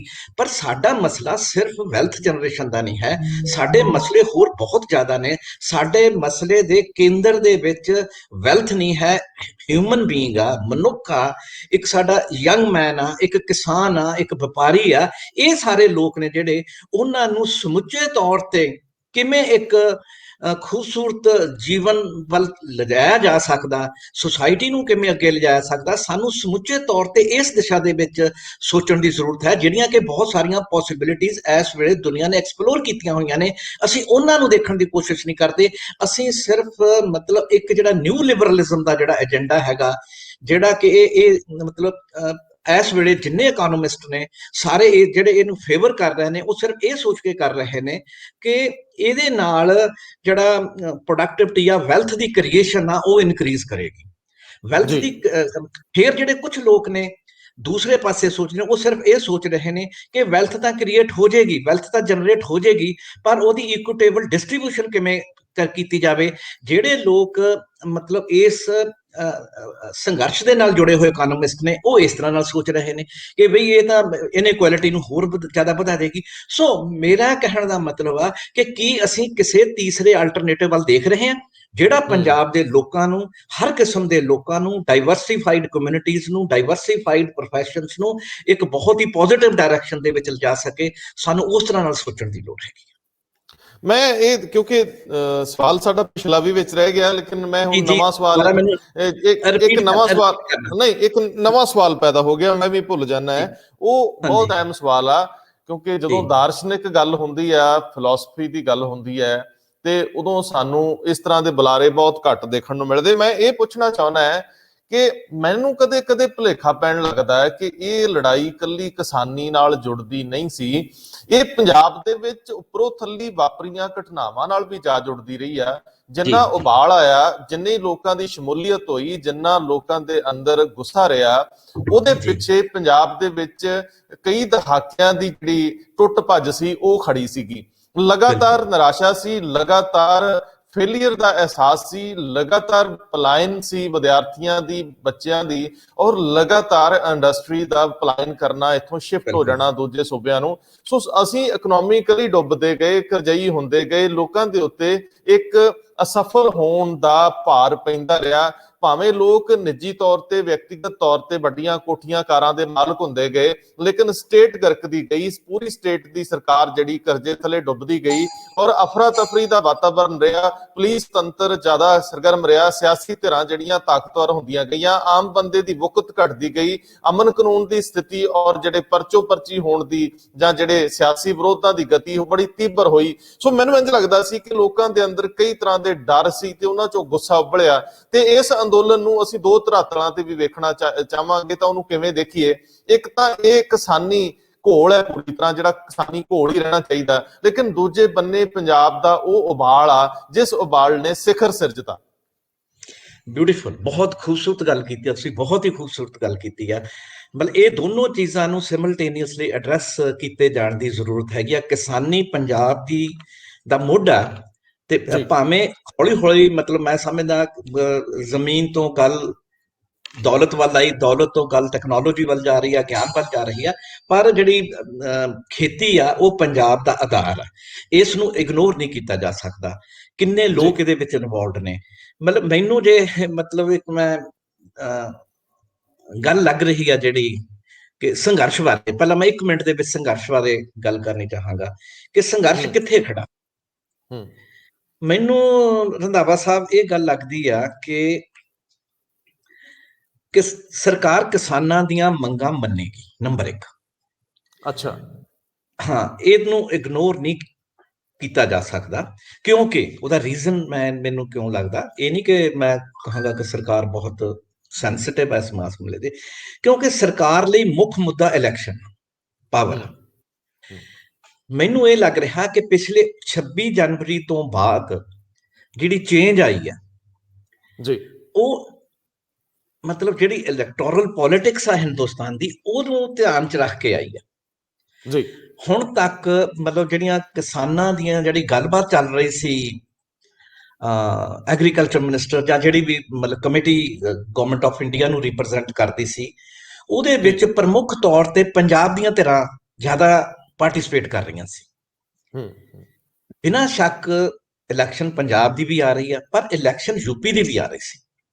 ਜੀ ਮੈਨੂੰ ਇਹ ਲੱਗ ਰਿਹਾ ਕਿ ਸਰਕਾਰ ਦੇ ਦਿਮਾਗ 'ਚ ਇਹ ਗੱਲ ਕਿਸੇ ਨੇ ਬਿਠਾਈ ਹੋ ਸਕਦੀ ਆ। ਮਤਲਬ ਮੇਰੀ ਅਨੁਮਾਨ ਆ ਕਿ ਭਾਈ ਜੇ ਮੰਗਾਂ ਮੰਨਣੀਆਂ ਹੀ ਨੇ ਤਾਂ ਪੰਜਾਬ ਦੀਆਂ ਕਿਉਂ ਯੂਪੀ ਤੋਂ ਮਨਾਓ, ਯੂਪੀ ਨੂੰ ਮਤਲਬ ਕੇਂਦਰ 'ਚ ਲੈ ਕੇ ਆਓ, ਜਿੱਥੇ ਇਲੈਕਸ਼ਨ ਦੀ ਇੰਪੋਰਟੈਂਸ ਜ਼ਿਆਦਾ ਮਹੱਤਵ ਰੱਖਦੀ ਆ ਉਹਨਾਂ ਲਈ। ਹੁਣ। ਮਤਲਬ ਹੂੰ ਜੇ ਹੁਣ ਕੀ ਆ ਕਿ ਅਸੀਂ ਜੇ ਮੰਗਾਂ ਮੰਨਣੀਆਂ ਹੀ ਨੇ ਹੂੰ ਤਾਂ ਉਹ ਮੰਗਾਂ ਨੂੰ ਮੰਨ ਕੇ ਅਸੀਂ ਜਿਹੜੀ ਯੂਪੀ ਦੀ ਜਿਹੜੀ ਪੀਜੈਂਟਰੀ ਆ, ਯੂਪੀ ਦੀ ਜਿਹੜੀ ਕਿਸਾਨੀ ਆ, ਉਹਦੀ ਜਿਹੜੀ ਕੰਸਟੀਚੁਐਂਸੀ ਆ, ਉਹਨੂੰ ਕੈਪਚਰ ਕਰੀਏ। ਪੰਜਾਬ ਦੇ ਵਿੱਚ ਤਾਂ ਸਾਨੂੰ ਕੋਈ ਵੋਟਾਂ ਵਾਟਾਂ ਨਹੀਂ ਮਿਲਣੀਆਂ ਪੰਜਾਬ ਦੇ ਵਿੱਚ, ਕਿਉਂਕਿ ਜੇ ਯੂਪੀ ਸਾਡੇ ਹੱਥੋਂ ਨਿਕਲ ਗਈ ਹੂੰ ਤਾਂ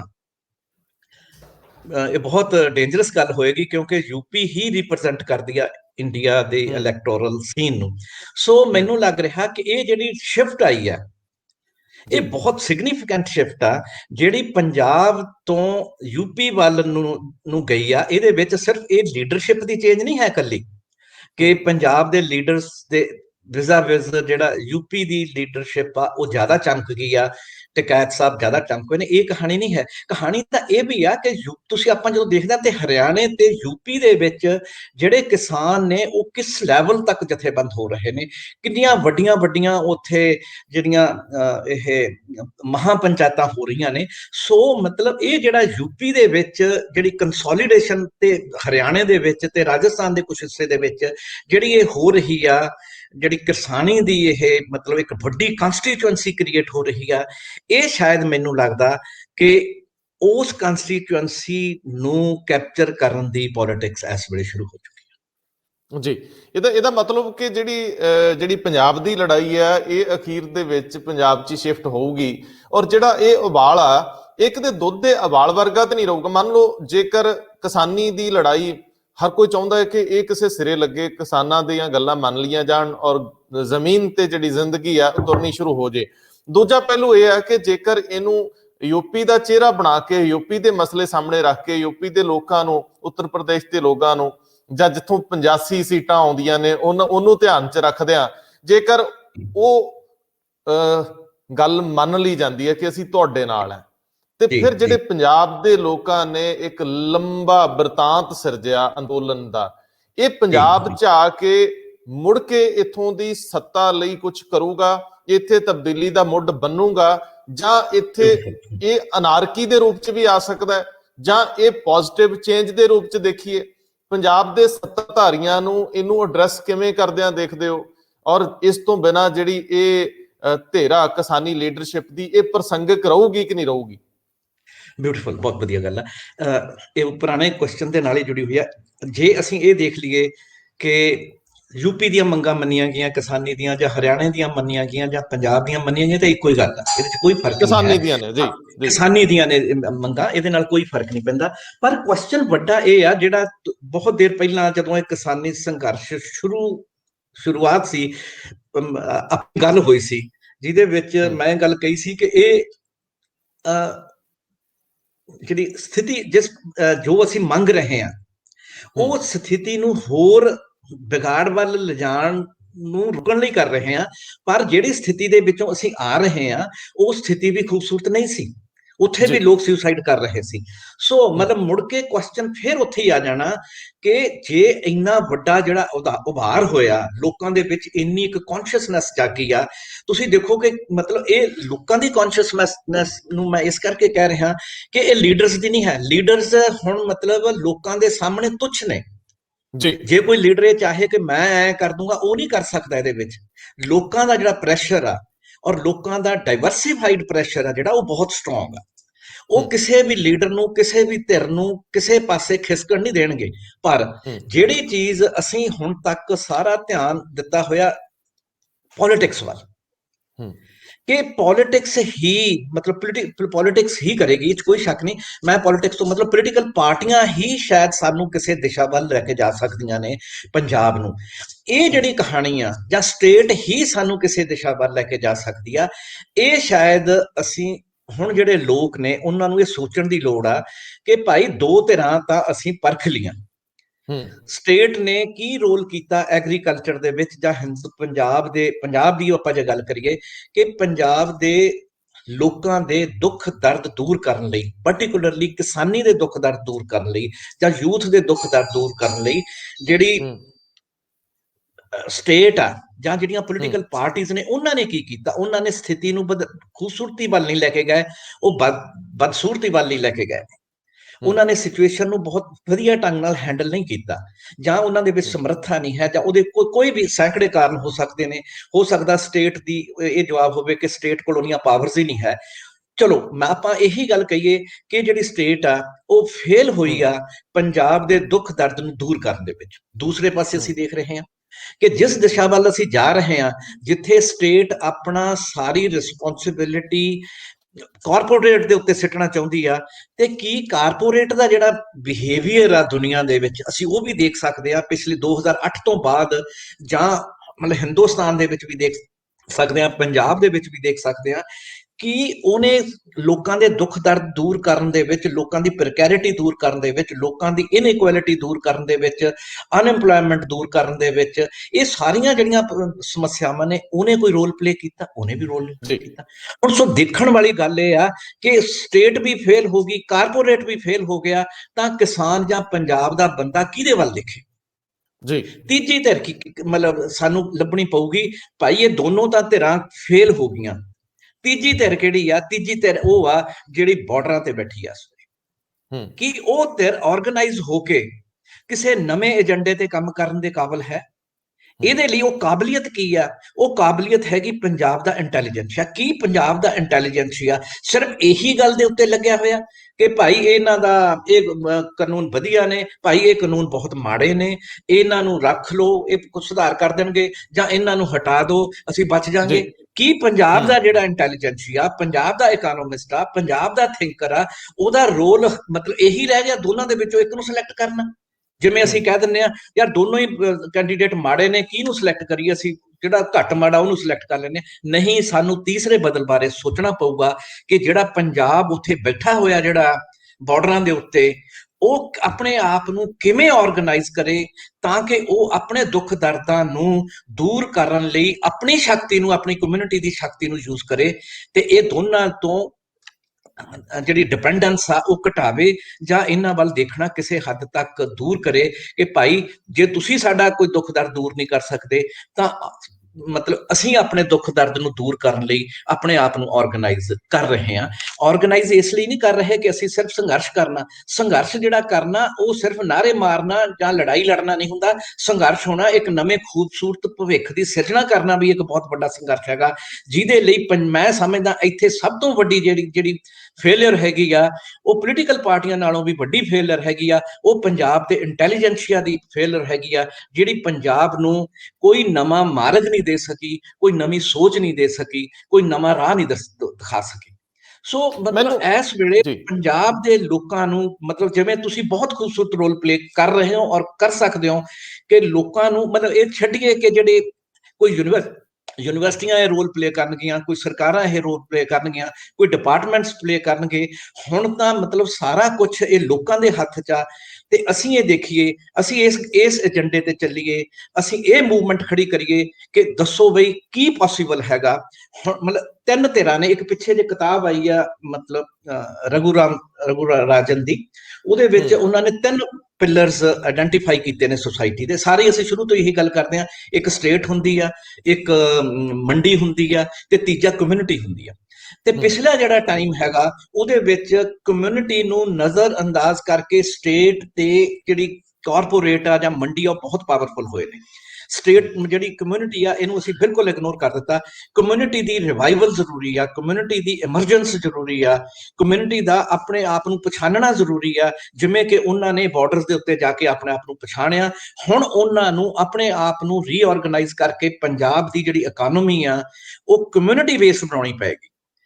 ਇਹਦੇ ਲਈ ਬਹੁਤ ਸਾਰੀਆਂ ਪੋਸੀਬਿਲਿਟੀਜ਼ ਨੇ, ਬਹੁਤ ਦੁਨੀਆ ਦੇ ਵਿੱਚ ਇਸ ਕਿਸਮ ਦੇ ਕੰਮ ਹੋਏ ਨੇ ਕਿ ਕਿਵੇਂ ਜਿਵੇਂ ਸਪੋਜ਼ ਮਤਲਬ ਅਸੀਂ ਪੰਜਾਬ ਗਵਰਨਮੈਂਟ ਬਿਲਕੁਲ ਭਰੀ ਕੀਤੀ ਹੈ, ਪੰਜਾਬ ਦੇ ਵਿੱਚ ਇੰਨੇ ਇੰਸਟੀਟਿਊਸ਼ਨਸ ਨੇ, ਜਿਵੇਂ ਸਪੋਜ਼ ਕੋਆਪਰੇਟਿਵ ਇੰਸਟੀਟਿਊਸ਼ਨ ਆ ਜਿਹਨੇ ਬਹੁਤ ਖੂਬਸੂਰਤ ਰੋਲ ਪਲੇ ਕਰ ਰਿਹਾ। ਕਿਸੇ ਵੇਲੇ ਤੁਸੀਂ ਦੇਖੋ ਕਿ ਗੁਜਰਾਤ ਦੇ ਵਿੱਚ ਕਿੱਡਾ ਵਧੀਆ ਰੋਲ ਸੀਗਾ ਮਿਲਕ ਫੈਡਰੇਸ਼ਨ ਦਾ, ਜਿਹਨੂੰ ਅਸੀਂ ਉਹਨਾਂ ਦੀ ਜਿਹੜੀ ਜਿਵੇਂ ਆਪਣੇ ਕੋਲ ਮਿਲਕ ਫੈਡ ਆ, ਉਹਨਾਂ ਦੇ ਵਿੱਚ ਜਿਹੜੇ ਗੁਜਰਾਤ ਦੀ ਫੈਡਰੇਸ਼ਨ ਆ ਉਹਨਾਂ ਨੇ ਰੈਵੋਲੂਸ਼ਨ ਲਿਆਂਦੀ ਮਿਲਕ ਦੇ ਵਿੱਚ।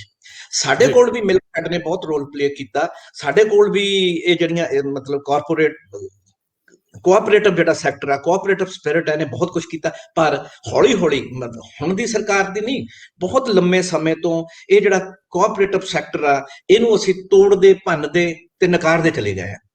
ਹੁਣ ਕੀ ਹਾਲ ਹੋਇਆ ਕੋਆਪਰੇਟਿਵ ਸੈਕਟਰ ਦਾ? ਬਹੁਤ ਵਧੀਆ ਜਿਹੜੇ ਇਸ ਵੇਲੇ ਮੰਤਰੀ ਨੇ ਇਹਦੇ ਕੋਆਪਰੇਸ਼ਨ ਦੇ, ਰੰਧਾਵਾ ਸਾਹਿਬ, ਉਹਨਾਂ ਵੀ ਮਤਲਬ ਬਹੁਤ ਜ਼ਿਆਦਾ ਕੋਸ਼ਿਸ਼ਾਂ ਕਰ ਰਹੇ ਨੇ। ਪਰ ਉਹ ਸਾਰਾ ਕੁਝ ਰਲ ਕੇ ਕ੍ਰੀਏਟ ਕਰਨਾ ਪਏਗਾ। ਉਹਨੂੰ ਮਤਲਬ ਬਿਊਰੋਕ੍ਰੈਟਿਕ ਜਿਹੜੇ ਮਤਲਬ ਫਰੇਮਵਰਕ ਆ, ਜਿਹੜਾ ਸਟੀਲ ਫਰੇਮਵਰਕ ਆ, ਉਹ ਚੋਂ ਕੱਢ ਕੇ ਉਹਨੂੰ in real sense cooperative spirit ਦੇ ਵਿੱਚ ਲੈ ਕੇ ਆਉਣਾ।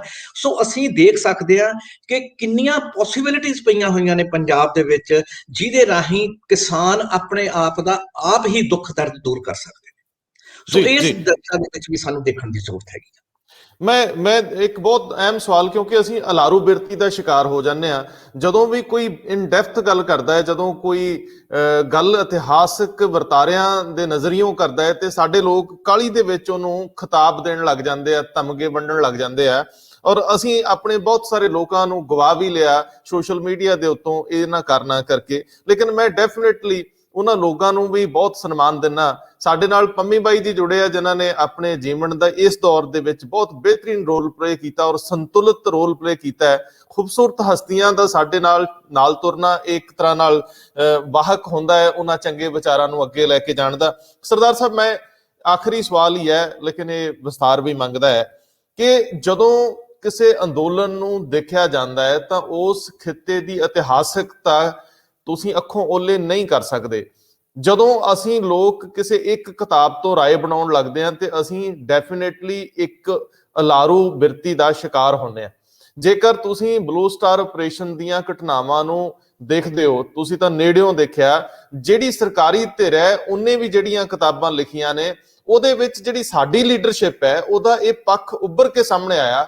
ਸਾਡੀ ਲੀਡਰਸ਼ਿਪ ਇੱਕ ਵੱਡੇ ਡਰ ਦਾ ਸ਼ਿਕਾਰ ਸੀ, ਉਹ ਸੀ ਲੋਕਾਂ ਦਾ ਡਰ, ਲੋਕਾਂ ਦਾ ਪ੍ਰੈਸ਼ਰ। ਜਿਹੜੀ ਸਾਡੀ ਅਕਾਲੀ ਲੀਡਰਸ਼ਿਪ ਉਦੋਂ ਦੀ ਇੰਦਰਾ ਗਵਰਨਮੈਂਟ ਦੇ ਜਿਹੜੇ ਅਧਿਕਾਰੀ ਜਾਂ ਉਹ ਵੱਡੇ ਲੋਕ ਸੀਗੇ, ਇੰਦਰਾ ਗਾਂਧੀ ਸਮੇਤ, ਉਹਨਾਂ ਨਾਲ ਗੱਲਬਾਤ ਕਰਨ ਲੱਗਿਆ ਕਦੇ ਅੰਦਰ ਜਾਂਦੇ ਸੀ ਕਦੇ ਬਾਹਰ ਆਉਂਦੇ ਸੀ। ਫੈਸਲੇ ਨਹੀਂ ਸੀ ਹੋ ਪਾਉਂਦੇ ਕਿਉਂਕਿ ਉਹਨਾਂ ਨੂੰ ਲੱਗਦਾ ਸੀ ਕਿ ਬਾਅਦ ਦੇ ਵਿੱਚ ਸਾਨੂੰ ਲੋਕਾਂ ਨੇ ਕਿਵੇਂ ਰਿਐਕਟ ਕਰਨਾ ਹੈ। ਸੰਤਾਂ ਦੇ ਮਾਮਲੇ ਦੇ ਵਿੱਚ ਵੀ ਬਹੁਤ ਚੀਜ਼ਾਂ ਐਸੇ ਤਰੀਕੇ ਨਾਲ ਵਾਪਰਦੀਆਂ ਕਿ ਅਕਾਲੀ ਲੀਡਰਸ਼ਿਪ ਡਰ ਦਾ ਸ਼ਿਕਾਰ ਹੋ ਜਾਂਦੀ ਹੈ ਔਰ ਫੈਸਲੇ ਲੈਣ ਲੱਗਿਆਂ ਉਹ ਜਿਹੜੀ ਕਨਵਿੰਸਿੰਗ ਪਾਵਰ ਹੈ ਉਹ ਮਿਸਿੰਗ ਸੀ।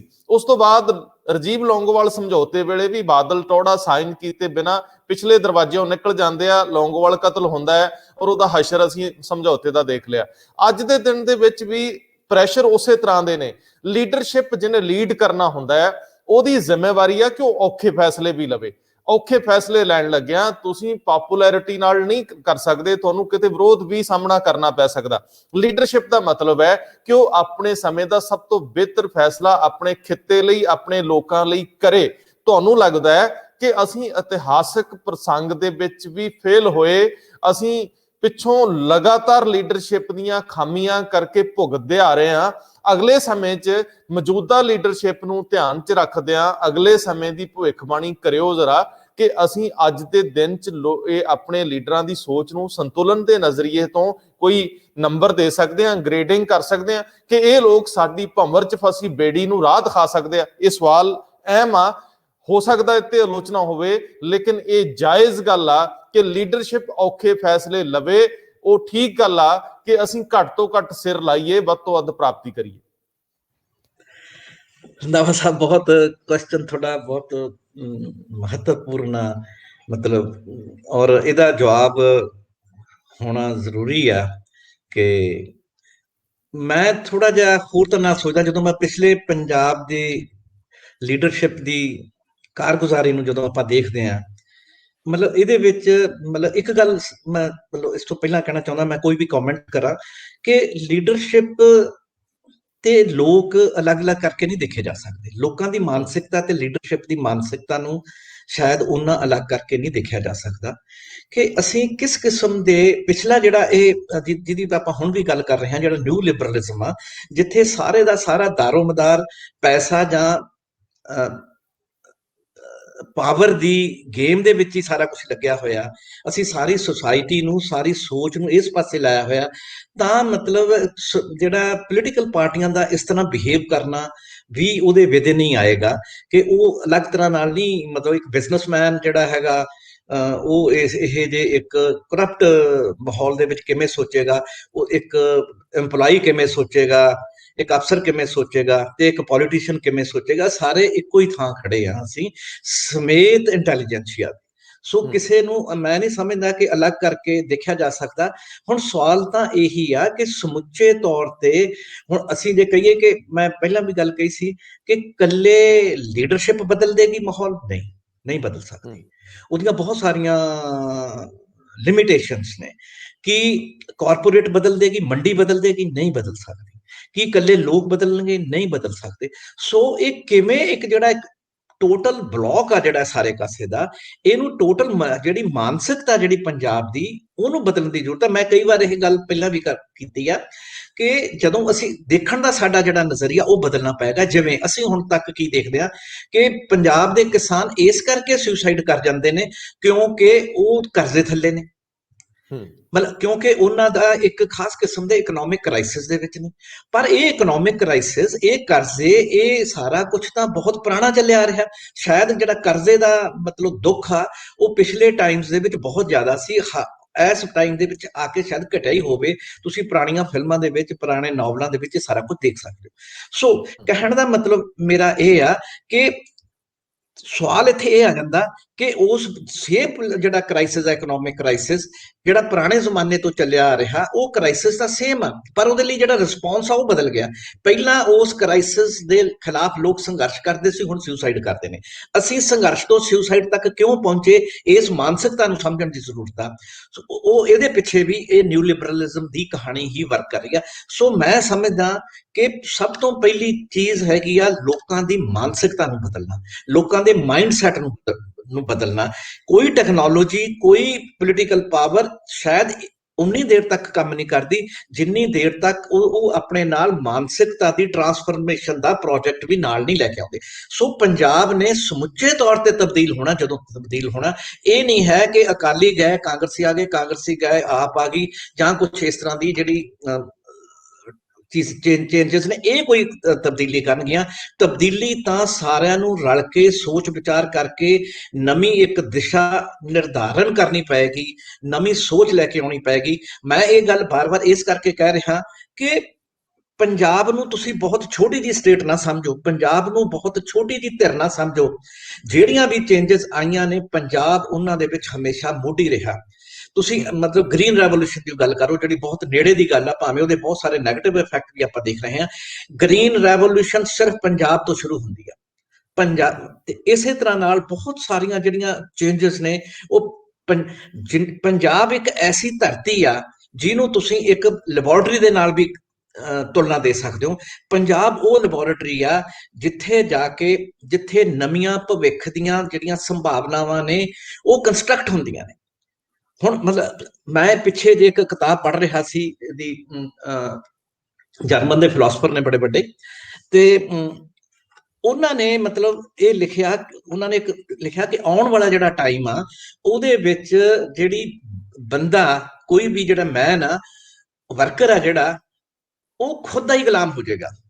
ਉਹ ਕੈਪੀਟਲ ਮਤਲਬ ਉਹਨੂੰ ਕੋਈ ਦੂਸਰਾ ਬੰਦਾ ਉਹਦੇ ਤੇ ਡੰਡੇ ਨਾਲ ਉਹ ਤੋਂ ਕੰਮ ਨਹੀਂ ਕਰਾਏਗਾ। ਉਹ ਬੰਦਾ ਖੁਦ ਹੀ ਆਪਣੇ ਆਪ ਦੀ ਗੁਲਾਮੀ ਕਰਕੇ ਜਿਹੜੀ ਕੈਪੀਟਲ ਦਾ ਢਿੱਡ ਭਰੇਗਾ।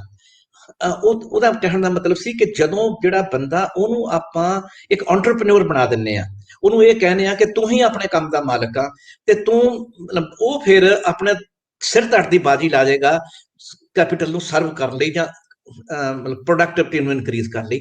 ਪਰ ਪੰਜਾਬ ਦੇ ਕਿਸਾਨ ਨੇ ਤਾਂ ਇਹੀ ਕੁਝ ਕੀਤਾ।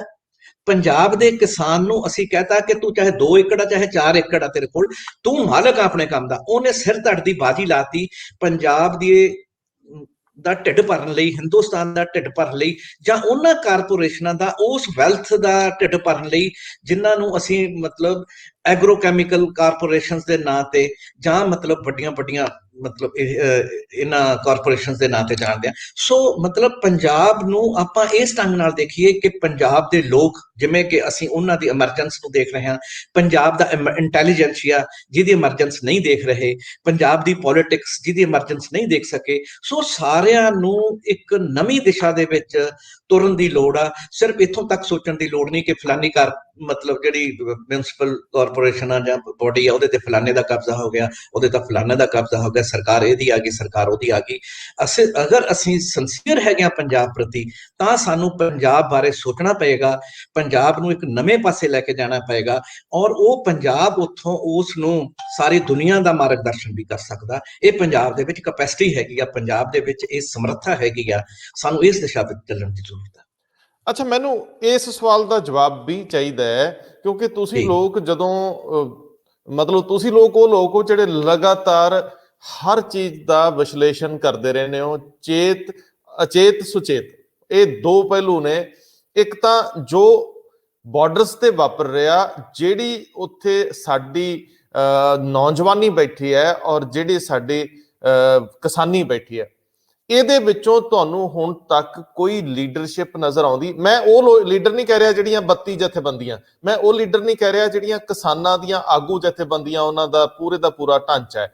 ਮੈਂ ਤੁਹਾਨੂੰ ਇਹ ਪੁੱਛ ਰਿਹਾ ਕਿ ਉੱਥੇ ਐਕਟੀਵਿਟੀ ਬੜੀ ਹੋ ਰਹੀ ਹੈ, ਬਹੁਤ ਐਕਟੀਵਿਟੀ ਹੋ ਰਹੀ ਹੈ, ਸੇਵਾ ਦੇ ਨਜ਼ਰੀਓਂ, ਕਿਤਾਬਾਂ ਦੇ ਨਜ਼ਰੀਓਂ, ਉੱਥੇ ਅਖਬਾਰਾਂ ਦੇ ਨਿਕਲਣ ਦੇ ਨਜ਼ਰੀਓਂ, ਉੱਥੋਂ ਲੋਕ ਜਿਹੜੇ ਲਾਈਵ ਹੋ ਰਹੇ ਆ, ਉਹ ਇੱਕ ਬੜੀ ਐਕਟੀਵਿਟੀ ਆ, ਕ੍ਰੀਏਟਿਵਨੈਸ ਜਿਹਨੂੰ ਕਹਿੰਦੇ ਆ। ਮੈਨੂੰ ਤੁਹਾਡੀ ਨਜ਼ਰ ਤੋਂ ਇਹ ਜਾਣਨਾ ਹੈ ਕਿ ਤੁਸੀਂ ਮਾਈਨਿਊਟਲੀ ਅਬਜ਼ਰਵ ਕੀਤਾ ਕਿ ਸਾਨੂੰ ਫਿਊਚਰ ਪੰਜਾਬ ਦਾ ਜਿਹੜਾ ਸਰਗਰਮ ਚਿਹਰਾ ਉਹ ਉੱਥੋਂ ਮਿਲਦਾ ਨਜ਼ਰ ਆਉਂਦਾ।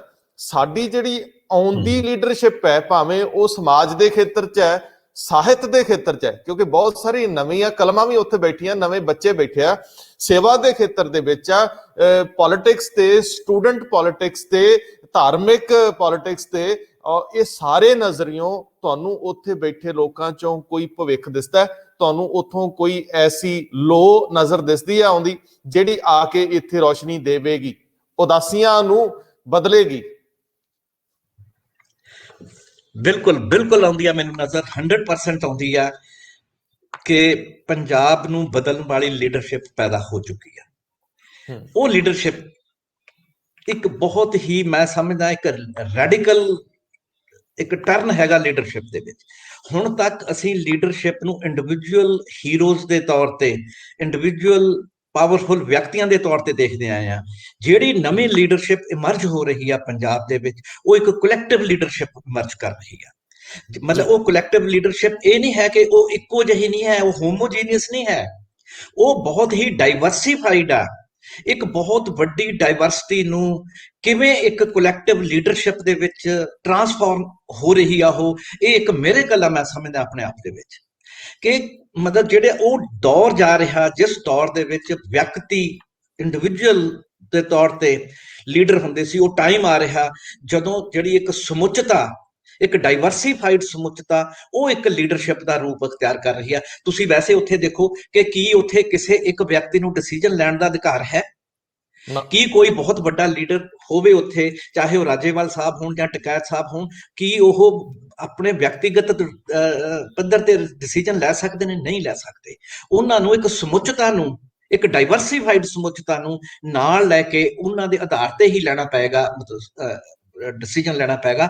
ਸੋ ਮੈਂ ਸਮਝਦਾ ਕਿ ਜਿਹੜੀ ਪਾਰਟਿਸਿਪੇਸ਼ਨ ਹੈ ਇੱਥੇ, ਤੁਸੀਂ ਬਹੁਤ ਇੱਕ ਵਧੀਆ ਗੱਲ ਕੀਤੀ ਆ ਕਿ ਪਾਰਟਿਸਿਪੇਸ਼ਨ ਸਿਰਫ ਐਕਟਿਵਿਸਟ, ਜਿਹੜੇ ਐਗਰੀਕਲਚਰ ਦੇ ਐਕਟਿਵਿਸਟ ਦੀ ਨਹੀਂ ਹੈ। ਇਹਦੇ ਵਿੱਚ ਬਹੁਤ ਸਾਰੇ, ਹਰ ਧਿਰ ਇਹਦੇ ਵਿੱਚ ਸ਼ਾਮਲ ਆ। ਇੱਥੇ ਉਹ ਲੋਕ ਜਿਨ੍ਹਾਂ ਨੂੰ ਮੈਂ ਸਮਝਦਾ, ਤੁਸੀਂ ਜਿਨ੍ਹਾਂ ਨੂੰ ਨਾਂ ਲਿਆ, ਰਾਈਟਰਸ ਜਾਂ ਮਤਲਬ ਲਿਟਰੇਚਰ ਦੇ ਬੰਦੇ, ਸਾਹਿਤਕਾਰ ਜਾਂ ਮਤਲਬ ਵਧੀਆ ਲੇਖਕ ਨੇ, ਮੈਂ ਉਹਨਾਂ ਨੂੰ ਇਹ ਕਹਿਣਾ, ਦੇ ਆਰ ਤਿੰਨ ਧਿਰਾਂ ਹੁੰਦੀਆਂ ਨੇ। ਇੱਕ ਹੁੰਦੀ ਆ ਜਿੱਥੇ ਪਾਵਰ ਸਰਕੂਲੇਟ ਹੁੰਦੀ ਆ, ਇੱਕ ਹੁੰਦੀ ਆ ਜਿੱਥੇ ਇਕਨੋਮੀ ਸਰਕੂਲੇਟ ਹੁੰਦੀ ਆ, ਤੀਜੀ ਧਿਰ ਹੁੰਦੀ ਆ ਜਿੱਥੇ ਮੀਨਿੰਗਸ ਸਰਕੂਲੇਟ ਹੁੰਦੇ ਨੇ। ਇਹ ਜਿਹੜੇ ਲਿਟਰੇਚਰ ਨਾਲ ਜੁੜੇ ਹੋਏ ਬੰਦੇ ਨੇ, ਆਰਟ ਦੇ ਨਾਲ ਜੁੜੇ ਹੋਏ ਬੰਦੇ ਨੇ, ਥਾਟ ਦੇ ਨਾਲ ਜੁੜੇ ਹੋਏ ਬੰਦੇ ਨੇ, ਇਹ ਲੋਕਾਂ ਦਾ, ਇਹ ਸੁਸਾਇਟੀ ਦਾ ਮਾਈਂਡ ਦੀ ਕੰਸਟਰਕਸ਼ਨ ਕਰਦੇ ਨੇ। ਇਹ ਲੋਕਾਂ ਦੇ ਅੰਦਰ ਅਸੀਂ ਸੁਸਾਇਟੀ ਨੂੰ ਜਾਂ ਅਸੀਂ ਵਿਅਕਤੀ ਨੂੰ ਕੀ ਨਵੇਂ ਮੀਨਿੰਗਸ ਦੇਣੇ ਨੇ, ਉਸ ਚੀਜ਼ ਦੀ ਕੰਸਟਰਕਸ਼ਨ ਕਰਦੇ ਨੇ। ਮੈਂ ਸਮਝਦਾ ਇਹ ਇੱਕ ਬਹੁਤ ਹੀ ਵੱਡੀ ਗੱਲ ਆ, ਜਿੱਥੇ ਪੰਜਾਬ ਨੂੰ, ਪੰਜਾਬ ਦੇ ਲੋਕਾਂ ਨੂੰ, ਪੰਜਾਬ ਦੀ ਸੁਸਾਇਟੀ ਨੂੰ, ਪੰਜਾਬ ਦੇ ਵਿਅਕਤੀ ਨੂੰ, ਉਹਦੇ ਰੋਲ ਨੂੰ ਇੱਕ ਨਵੇਂ ਅਰਥ ਦੇਣ ਦੀ ਕੋਸ਼ਿਸ਼ ਕੀਤੀ ਜਾ ਰਹੀ ਆ on the part of artist, literature ਦੇ ਬੰਦਿਆਂ ਦੀ, ਜਾਂ ਮਤਲਬ ਇਹ ਸਾਰੇ ਦੇ ਸਾਰੇ ਲੋਕ ਜਿਹੜੇ ਮੀਨਿੰਗ ਪ੍ਰੋਡਕਸ਼ਨ ਦਾ ਕੰਮ ਕਰਦੇ ਨੇ, ਉਹ ਪੰਜਾਬ ਦੇ ਮਾਨਸਿਕਤਾ ਨੂੰ ਰੀਕਨਸਟਰਕਸ਼ਨ ਕਰਨ ਦੇ ਪ੍ਰੋਸੈਸ ਦੇ ਵਿੱਚ ਜੁੜੇ ਹੋਏ ਨੇ। ਇਹ ਆਪਣੇ ਆਪ ਦੇ ਵਿੱਚ ਇੱਕ ਬਹੁਤ ਵੱਡੀ ਲੀਡਰਸ਼ਿਪ ਹੈਗੀ ਆ। ਫਿਰ ਪੰਜਾਬ ਦੇ ਲੋਕ ਸਾਰੀ ਸਥਿਤੀ ਨੂੰ ਬੈਠ ਕੇ ਉੱਥੇ ਬਿਲਕੁਲ ਸੋਚ ਰਹੇ ਨੇ ਕਿ ਉਹ ਸਿਰਫ ਇਕਨੋਮਿਸਟ ਨਹੀਂ ਸੋਚ ਰਹੇ, ਉਹ ਕਿਸਾਨ ਸੋਚ ਰਹੇ ਨੇ। ਕਿਸਾਨ ਉਹਦੇ ਨਾਲੋਂ ਵੱਡਾ ਇਕਨੋਮਿਸਟ ਆ ਕਿ ਅਸੀਂ ਜਦੋਂ ਇੱਥੋਂ ਲੜਾਈ ਜਿੱਤ ਕੇ ਵਾਪਸ ਜਾਣਾ ਤਾਂ ਅਸੀਂ ਆਪਣੇ ਇਕਨੋਮੀ ਨੂੰ, ਆਪਣੀ ਐਗਰੀਕਲਚਰ ਨੂੰ, ਆਪਣੇ ਭਵਿੱਖ ਨੂੰ ਕਿਵੇਂ ਸੰਭਾਲਣਾ, ਉਹਦੇ ਲਈ ਉਹ ਬਹੁਤ ਐਕਟਿਵਲੀ ਸੋਚ ਰਹੇ ਨੇ। ਵੈਸੇ ਮੈਂ ਇੱਕ ਗੱਲ ਬਹੁਤ ਇਹ ਆਬਜ਼ਰਵ ਕਰਦਾ ਰਿਹਾ ਕਿ ਪੰਜਾਬ ਦੇ ਵਿੱਚ ਬਿਨਾਂ ਸ਼ੱਕ ਬਹੁਤ ਵੱਡਾ ਰੋਲ ਆ ਸਾਇੰਸ ਤੇ ਟੈਕਨੋਲੋਜੀ ਦਾ ਐਗਰੀਕਲਚਰ ਦੇ ਵਿੱਚ, ਪਰ ਉਨਾ ਹੀ ਵੱਡਾ ਰੋਲ ਆ ਸਾਇੰਟੀਫਿਕ ਕ੍ਰੀਏਟਿਵਿਟੀ ਦੇ ਵਿੱਚ ਜਾਂ ਸਾਇੰਟੀਫਿਕ ਇਨੋਵੇਸ਼ਨ ਦੇ ਵਿੱਚ ਕਿਸਾਨ ਦਾ ਵੀ। ਸੋ ਮਤਲਬ ਇਸ ਤਰ੍ਹਾਂ ਨਾਲ ਹੁਣ ਕਿਸਾਨ ਵੀ ਇੱਕ ਨਵੀਂ ਤਰ੍ਹਾਂ ਨਾਲ ਸੋਚ ਰਹੇ ਨੇ। ਸੋ ਪੋਲਿਟਿਕਸ ਨੂੰ ਵੀ ਬਦਲਣਾ ਪਏਗਾ। ਮੈਂ ਸਮਝਦਾ ਇੱਕ ਸਮੁੱਚੇ ਤੌਰ ਤੇ ਇੱਕ ਪੰਜਾਬ ਦੇ ਵਿੱਚ ਐਮਰਜੈਂਸ ਹੋ ਰਹੀ ਆ, ਇੱਕ ਪੋਲੀਟੀਕਲ ਅਵੇਅਰਨੈਸ ਜਾਗ ਰਹੀ ਹੈ, ਜਿਹੜੀ ਉਹ ਹੀ ਨਵੀਂ ਮਤਲਬ ਜਿਹੜੀ ਇੱਕ ਕਲੈਕਟਿਵ ਜਿਹੜੀ ਲੀਡਰਸ਼ਿਪ ਆ ਉਹਨੂੰ ਜਨਮ ਦੇ ਸਕਦੀ ਆ ਔਰ ਦੇਗੀ ਮੇਰੇ ਹਿਸਾਬ ਨਾਲ। ਗਰੇਵਾਲ ਸਾਹਿਬ, ਕਿਉਂਕਿ ਇਹ ਸਵਾਲ ਪੰਮੀ ਬਾਈ ਜੀ ਸਾਡੇ ਨਾਲ ਜੁੜੇ ਆ, ਉਹ ਇੱਕ ਐਸੇ ਇਨਸਾਨ ਨੇ, ਹੁਣ ਵੀ ਸਾਡੇ ਨਾਲ ਇਸ ਵੇਲੇ ਉਹ ਐਪਰੀਸ਼ੀਏਟ ਵੀ ਕਰ ਰਹੇ ਆ। ਉਹ ਲੋਕ ਨੇ ਜਿਹੜੇ ਆਪਣੇ ਆਪ ਨੂੰ ਲੁਕਾ ਕੇ ਨਹੀਂ ਰੱਖਦੇ, ਜਿੱਥੇ ਕਿਤੇ ਮੀਨਿੰਗਫੁਲ ਗੱਲਬਾਤ ਹੁੰਦੀ ਆ ਉਹਦੇ ਚ ਪਾਰਟਿਸਿਪੇਟ ਕਰਦੇ ਨੇ। ਔਰ ਬਹੁਤੀ ਵਾਰੀ ਸਾਡੇ ਜਿਹੜੇ ਸੈਲੀਬ੍ਰਿਟੀ ਹੁੰਦੇ ਆ ਉਹ ਕੋਸ਼ਿਸ਼ ਕਰਦੇ ਕਿ ਉਹ ਨਜ਼ਰ ਤਾਂ ਭਾਵੇਂ ਰੱਖਦੇ ਹੋਣ, ਲੇਕਿਨ ਉਹ ਦਖਲ ਨਹੀਂ ਦਿੰਦੇ ਕਿ ਅਸੀਂ ਕਿਤੇ ਕਿਸੇ ਨੂੰ ਵਾਚ ਕਰਦੇ ਆ। ਪੰਮੀ ਬਾਈ ਦਾ ਵੱਡਾ ਦਿਲ ਹੈ। ਔਰ ਮੈਂ ਤਾਂ ਇਹ ਸਵਾਲ ਕਰਨ ਲੱਗਿਆ ਕਿ ਸਾਡੇ ਸਿੰਗਰਸ ਨੇ ਇਸ ਅੰਦੋਲਨ ਦੇ ਸ਼ੁਰੂ ਤੋਂ ਲੈ ਕੇ ਹੁਣ ਤੱਕ ਪ੍ਰਭਾਵੀ ਰੋਲ ਪਲੇ ਕੀਤਾ ਹੈ। ਸੱਭਿਆਚਾਰਕ ਵੈਲਿਊਜ਼ ਜਿਹੜੀਆਂ ਨੇ ਇਹਦੇ ਨਾਲ ਜੁੜੀਆਂ ਨੇ।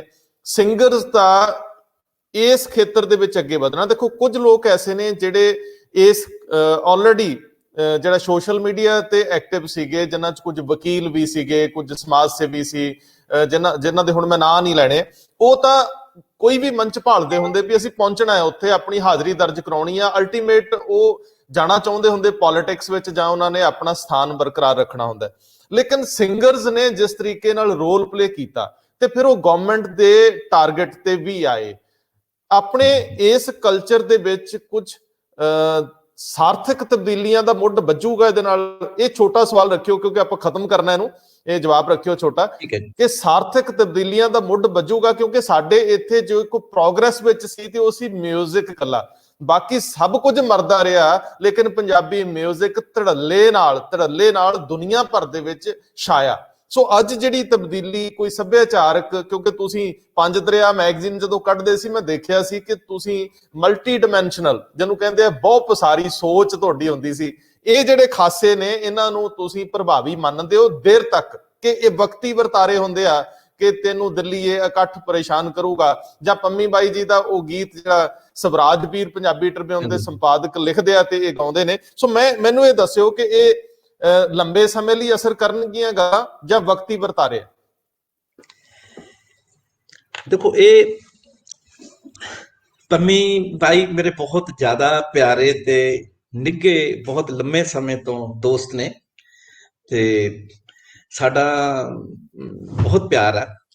ਤੇ ਮੈਂ ਮਤਲਬ ਇਸ ਗੱਲ ਨੂੰ ਹਮੇਸ਼ਾ ਹੀ ਇੰਪੋਰਟੈਂਸ ਦਿੱਤੀ ਆ ਜਾਂ ਪ੍ਰਥਮ ਸਮਝਿਆ ਮਾਈਂਡ ਦੀ ਕੰਸਟਰਕਸ਼ਨ ਨੂੰ, ਜਿਵੇਂ ਹੁਣ ਵੀ ਮੈਂ ਗੱਲ ਕਰ ਰਿਹਾ ਸੀ। ਬਾਕੀ ਚੀਜ਼ਾਂ ਫੋਲੋ ਕਰ ਸਕਦੀਆਂ ਨੇ ਜਾਂ ਬਾਕੀ ਚੀਜ਼ਾਂ ਉਨੀ ਦੇਰ ਤੱਕ ਕੋਈ ਠੋਸ ਤਬਦੀਲੀ ਨਹੀਂ ਲਿਆ ਸਕਦੀਆਂ ਜਿੰਨੀ ਦੇਰ ਤੱਕ ਉਹਦੇ ਲਈ ਰਿਕੁਆਇਰਡ ਮਾਈਂਡ ਸੈਟ ਪ੍ਰਪੇਅਰ ਨਹੀਂ ਹੁੰਦਾ, ਤਿਆਰ ਨਹੀਂ ਹੁੰਦਾ। ਸੋ ਮਤਲਬ ਇਹ ਮਾਈਂਡ ਸੈਟ ਤਿਆਰ ਕਰਨ ਦੇ ਵਿੱਚ ਸਭ ਤੋਂ ਵੱਧ ਰੋਲ ਆਰਟਸ ਦਾ ਹੁੰਦਾ, ਕਲਾਵਾਂ ਦਾ ਹੁੰਦਾ।